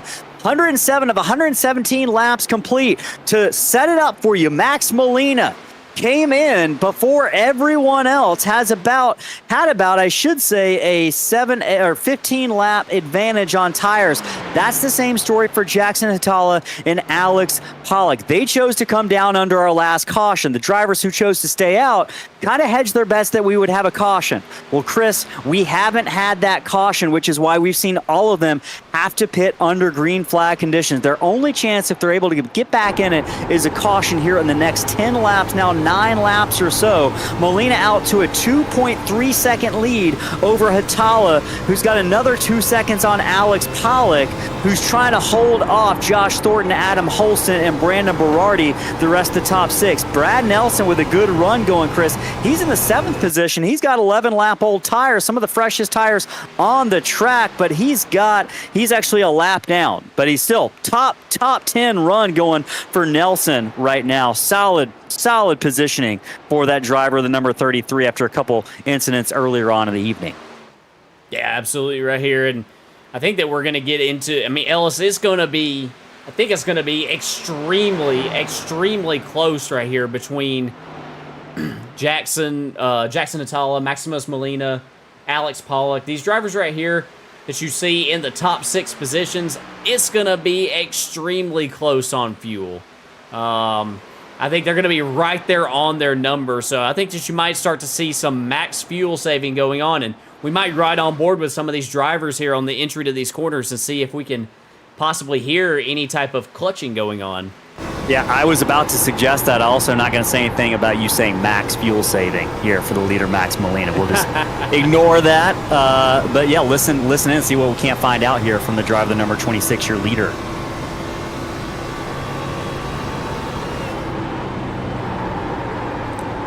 He's not clutching it here in turns 1 and 2, Ellis, but I hear he's being extremely easy on that throttle, sort of feathering it a little bit right there. It gets pretty close to the wall right there off turn 2. Let's listen to it down here in turn 3. Yeah, not clutching on this end. Let's ride on board Jackson Atala in second and see what he's doing.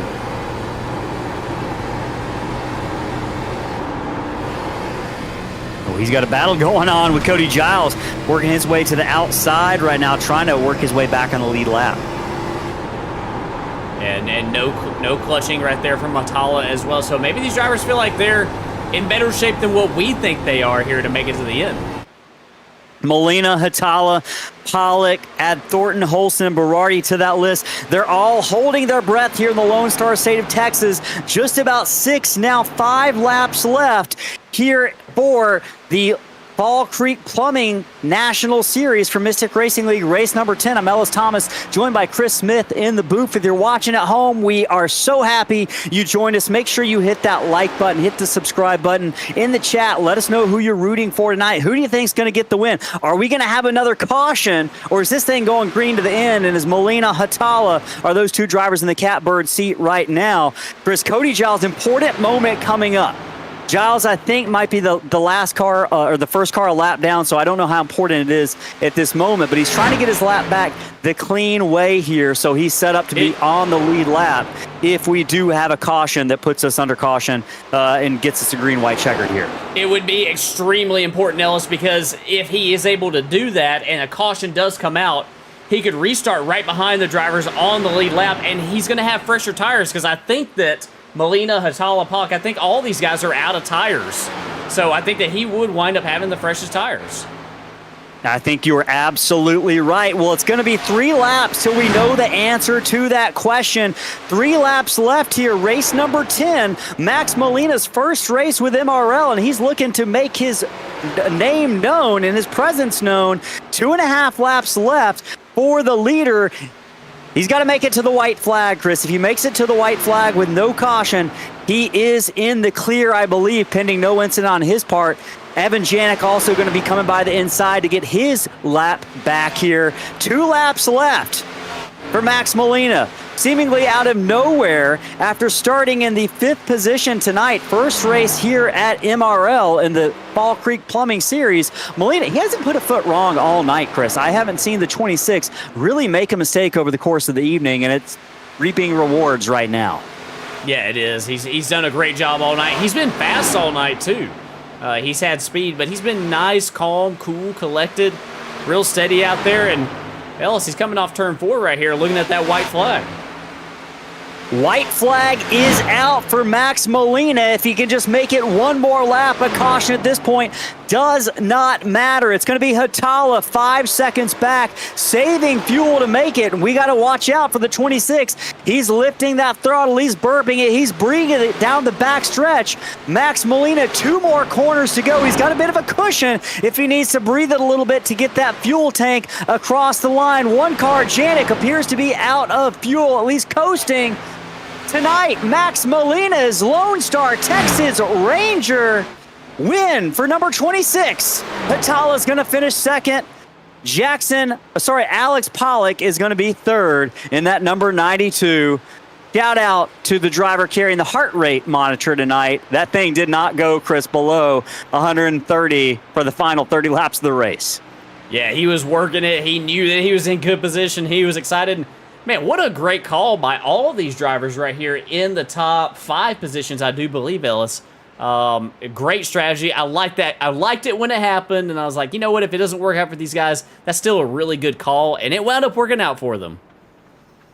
It worked out masterfully and amazingly for Maximus. I need to know if he goes by Maximus or not, but I missed the whole to the max pun for the win at the call of the line, Chris. I hate that I didn't. Maybe I'll get another chance later on in the season, but Max Molina is P1, wins his first race of the season. We're going to hear from him as well as Jackson Hatala and Alex Pollock here in just a moment once we get them into the broadcast booth. See if we can't call up Alex Pollock here.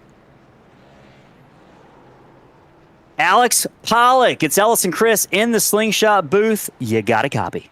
Yes, sir. Hey, how you doing, Alice? Man, I'm doing better than you. You got to be sweating bullets right now, man. That heart rate did not drop below 130 for the last 30 laps of the race. How you feeling? I'm feeling good. I was not expecting the top three. Strategy paid off. We pit with that last caution there, with a lot of people didn't, and I think the top 7 ended up not pitting, and we all finished top 6 because we left them all lap down. So it worked out for us. You rolled the dice. You decided to come down pit road on that next to last caution, and it worked out in your favor. Sloppy race the first half of the race, but you guys got it under control. We saw some amazing racing really from stage, really the second half of stage 2 and on. How was it out on the track tonight? Were the tempers flaring at all? Yeah, they were a little bit flared, especially through stage 1, but a lot of the people that were causing the issues did not finish the race, let's just say. So I think that helped with the long green flag runs, because a lot of the chaos was no longer in the race. So that helped a lot. There were some issues there with, I think, 5 or 6 to go with a lap car wrecking one of the lead lap cars. But other than that, it was a fun race. Oh, man, you did a great job out there. I saw you maybe clip the wall a couple of times. How tough was it through these corners? Oh, yeah, I killed the wall in stage 1. I had like 3 minutes of damage, so I just kept fixing it with all those cautions, thankfully. It was tough coming out of 1 and 2. It got real tight at times. It was real loose early on runs. The track changed a lot with the temperatures and the sun moving down. And it was definitely a fun but hard race. Man, you were fun to watch out there. Pleasure to watch you get that 3rd place finish. We appreciate you carrying that heart rate monitor on board tonight. Before we let you go celebrate that podium, you got any shout outs? Yeah, shout out to the 5-star racing team. We finished 3-5. So a good finish for us. Evan had great speed. He just got caught in the wrong strategy. Shout out to 9222 Designs. If you need a design, hit me up. And that's about it. The shout out to you guys for putting on a great broadcast for us week after week. Hey, we appreciate it, man. Alex Pollock, 3rd place finish tonight. Go celebrate. Thanks. All right, so that was Alex Pollock. Chris, now we're going to pull in Jackson Hatala into the booth. We'll see if we can get him in here, and I'll let you take it away. Jackson Hatala, our 2nd place finisher tonight. This is the Slingshot booth. You got a copy? I got you. Man, Jackson, we've been seeing you week in and week out, moving further and further up the field right here, putting yourself in contention. And we saw you make a great call here tonight alongside Maximus Molina, Alex Pollock, and put yourself in a great position with that strategy call. Did you think it was going to work out for you, or was it kind of just like one of those sort of Hail Marys? Yeah, no, I was kind of on the fence if I was going to pit or not. I knew I'd be close. I'd have to save about a lap and a half, and I knew I had a good top 10, maybe top 5 car, but at that point, I'm shooting for it. If I can get a win, I'm going for it, but not to be. Yeah, man, you did a great job with that call right there. Put yourself in great position to contend for the win. What was we saw the first stage right there. It looked like it was, a little bit messy out there, but it seems like you drivers really got after it right there. What were the conditions like on the track? Was it a little bit free there in the opening laps of each run? Oh, yeah, for sure. Especially on cold tires. Cars got real slick, especially coming out of 2 on the green, but we held on, especially when the sun started to go down. It felt really good. Yeah, you guys did a great job once that grip came in the track out there. We're going to see you guys next week hit the sandy banks of Rockingham, North Carolina. Are we going to see you there in Rockingham? And if we are, do you like your chances heading there? Just based on these cars, they fit my driving style really well. I hope to be there, time and permitting, but yeah, if we end up going, I think we got a pretty good shot.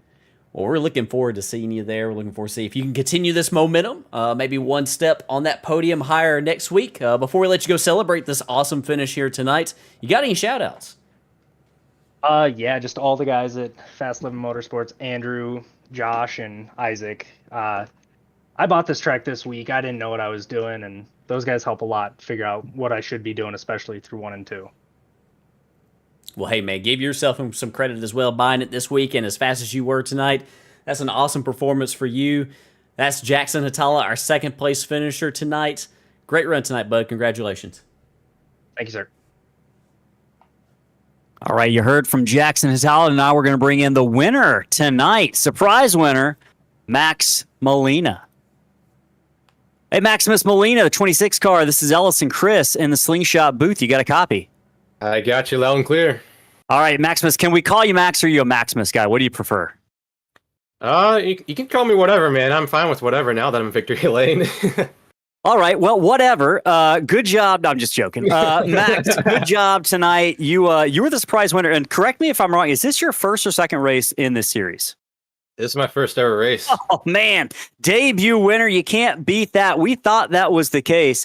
Man, you made a masterful call on that next to last caution where you decided to come in. We mentioned it at that point. If this thing went green the rest of the way, you were in the catbird seat, and it went exactly as you needed it to. Kind of walk me through the frame of mind you had when you were working your way down pit road and you made that call.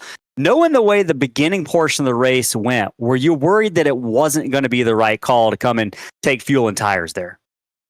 Yeah, I mean, it was definitely in my mind that I was not going to be able to make it to the end because, like, after we got going, after the first 2 laps of Green Flag Racing, I was actually 2 laps short on fuel. So I was like, there's no way I was going to be able to save 2 laps of fuel. And, going down pit road, I was just like, I thought I threw away the race because, I felt like everyone else was going to go down. And then, how the race normally plays out, most of the wrecks happen towards the back. So I thought I was going to get caught up in one of them. And thankfully it went green. And I was telling Jackson earlier that while we were going through lap traffic because we had fresher tires and faster cars, I was actually able to save fuel clutching into turn 1 while we were getting checked up trying to pass cars that way. So I was able to save fuel going through. And then once I got to the lead, I was like half a lap to the good. And then I was kind of a little bit more hopeful and, still had a lot of laps to go to see that if there's going to be a caution or not. Well, man, that was one of the things we were wondering is if you had been clutching it and saving fuel, and I guess we got our answer there. You did a great job. You made it happen tonight. Car handling. We've talked to drivers all night long, including during the race and after, and this thing was loose as all get out, it seemed. Were you experiencing trouble with that at any point over the course of the night? I had quite the opposite effect. It seemed like on the long run, at least in the first green flag run that really got second stage, I really wore out my tire, so it was like it got super, super tight late in that run. So I figured that, if this thing went green, I was just going to have to, start tire conserving early and just kind of match the guys that I'm passing on speed, but still, get around them in due time and in a quick manner. So it was definitely like a lot of tire saving that last run and making sure that I wasn't overdriving the car into turn 1. I learned a lot from the first 2 stages of like how to really attack turn 1, because I was normally just going in and just like letting off at the red banner on the wall and just letting it coast into the corner, and everyone else I noticed was driving deeper and using brakes. So I kind of like adapted and learned throughout the race to get faster and then also save tire throughout the last run. Well, man, we enjoyed watching you work it out there. You got your first win of the season. Next week, we're headed to Rockingham. Are you headed there with us? Hopefully, we'll see what we got in store. And, I'll be looking forward to Rockingham if I'm able to make it. All right, we'll be looking forward to seeing you there. Before we let you go celebrate the dub, you got any shout-outs? Shout out to all the friends and family watching at home, and it's an honor to be on broadcast with you guys. And thank you guys for just broadcasting the league and everything. Hey, man, we're privileged to be able to do it. We appreciate y'all having us, and we'll let you go out celebrate that win. I hope to see you at the Rock next week. Sounds good. You can take it easy. You as well. Max Molina winner tonight. First win of the season. First race of the season for Molina and that number 26, Chris. Amazing race. Let's walk through the finishing order tonight. We already heard from Molina, Hatala, and Pollock, your top three. Brandon Berardi brought it home fourth after starting in the 16th position tonight. Shout out to Brandon. Just gets faster and faster each week. Chris, your points leader, Adam Holson. Good points night for the number 8. He finishes 5th. Joshua Thornton finishes 6th in that number 29. Cody Giles, after an up and down night, led much of the way, has to settle, I should say, for the 7th position. Evan Janik, Chris, I think might be the most disappointed driver tonight. Led really the first half of the race, but ran into some trouble, including not making the right pit call there at the end, as several drivers did the same thing, but he's going to finish 8th. Jacob Cochran, oh boy, talk about fighting through adversity. Wasn't able to fight all the way back to the top, but he's going to finish 9th after starting on the pole tonight. Derek Jewett, another fast car. Doesn't have the finish to show for the speed that he had, but still a top 10 for the driver of the number 45. Yeah, also a lot of drivers really stand out right there in that top 10. Adam Holston, our points leader, I think he's the one that stands out the most because I think it was a very pedestrian night for Holston tonight. Didn't quite have the speed that we typically see him have, but he made the right calls and put himself in position, and as a points leader, that's kind of what you have to do sometimes. Brad Nelson is going to finish in the 11th spot. Gavin Henson, we saw him top 10 all night. He's going to have to settle for 12th. Matthew Kopp in the 13th spot. Caleb Hunt, also saw him running in the top 10 tonight. He will wind up in the 14th position. Ronnie Foster is going to finish 15th. Gino Volante, we saw the troubles he had early on. He's going to finish 16th. Brandon Willard running top 10 as well tonight. He will finish 17th. Malcolm Capo in 18th. Stephen Gill in 19th. And Andrew Show will round out the top 20, Ellis. Chris, several of the drivers we're talking about now had trouble in that really early crash-filled half of the race. You mentioned Allen finished in 20th. Show finished as 21st. Doug Wasaki finishes 22nd. David Moyer on that 47. Good qualifying, good run early on in the race. Was kind of spoiled later on with a couple crashes. Robert McKay really had trouble early on in that number 88, along with Isaac Brock finishing 25th in that number 21 car. Zachary King involved in a couple early accidents, finishes 26th. Harold Tucker, Chris, the birthday boy. I was hoping better for that truest purple paint scheme tonight. He's going to have to settle for 27th. Better luck next week at the Rock. Maybe a bit of a belated birthday top 10 run going on there. Aiden Tebow involved in the first 2 crashes, finishes 28th. Josh Gillen, did not start tonight, so we're not even going to go through those guys. 6 drivers missed the race tonight on qualifying time. Amazing race, Chris. It had it all. A little shaky start, but we got our legs under us here in the Lone Star State of Texas with some good green flag racing going on later on in the second half. Some great stage racing. We saw several cars really struggle with handling. We saw fuel strategy, tire strategy play a role in making a really exciting finish where we really didn't know what was going to happen until the final lap. So Texas, as it normally does, delivered on the excitement. Looks like Maximus Molina going to be shooting some guns in victory lane along with that 10-gallon. Is it a 10-gallon hat, 6-gallon hat? I'm not sure what it is in Texas. 10-gallon hat with the 6 shooters. 6 shooters, that's what they are. Could not remember what those were called, but he's the fastest car on track tonight. Molina had the best strategy. He's going to walk away with the win. Chris, we're headed to Rockingham next weekend. Out of all the tracks on the schedule, I'm excited about this one. This is an amazing track. It is going to be a departure from what we've seen tonight. Tire degradation is going to be the name of the game. And you know who I'm going to be watching on that? I'm going to be watching that 48 car if he's there next week. Cody Giles, I think, walks into Rockingham a favorite to continue to work his way up in the point standings and maybe claim victory number 2 on the season. I think that you're right about that. I think that that's going to be in his wheelhouse. What we saw at Bristol, what we saw tonight out of him, I think that he's probably got that circled on his calendar, and I think he's probably just as excited as we are to see these drivers get here next week from the Mystic Racing League. Next week, it is Rockingham, same time, same channel. If you've watched tonight, whether you were there in the beginning, whether you were there in the end, whether you're watching the replay right now, we cannot thank you enough for supporting our channel. Make sure to hit that thumbs up button just to give it a like, and also hit the subscribe button. It doesn't cost you a thing, but it helps get these drivers of yours in front of more eyeballs each and every week. And we've got three nights a week of racing coming up here over the course of the summer on Slingshot Slingshot Racing Media here on YouTube. Make sure you hit the notification bell so you know when we go live with those races each and every week. For Chris Smith and Ellis Thomas and the Slingshot Racing Media booth, for Mystic Racing League and the Fall Creek Plumbing National Series, everybody. It's been a pleasure from Texas. We're headed back east next week to Rockingham. We'll see you there. Have a great week, everybody. So long.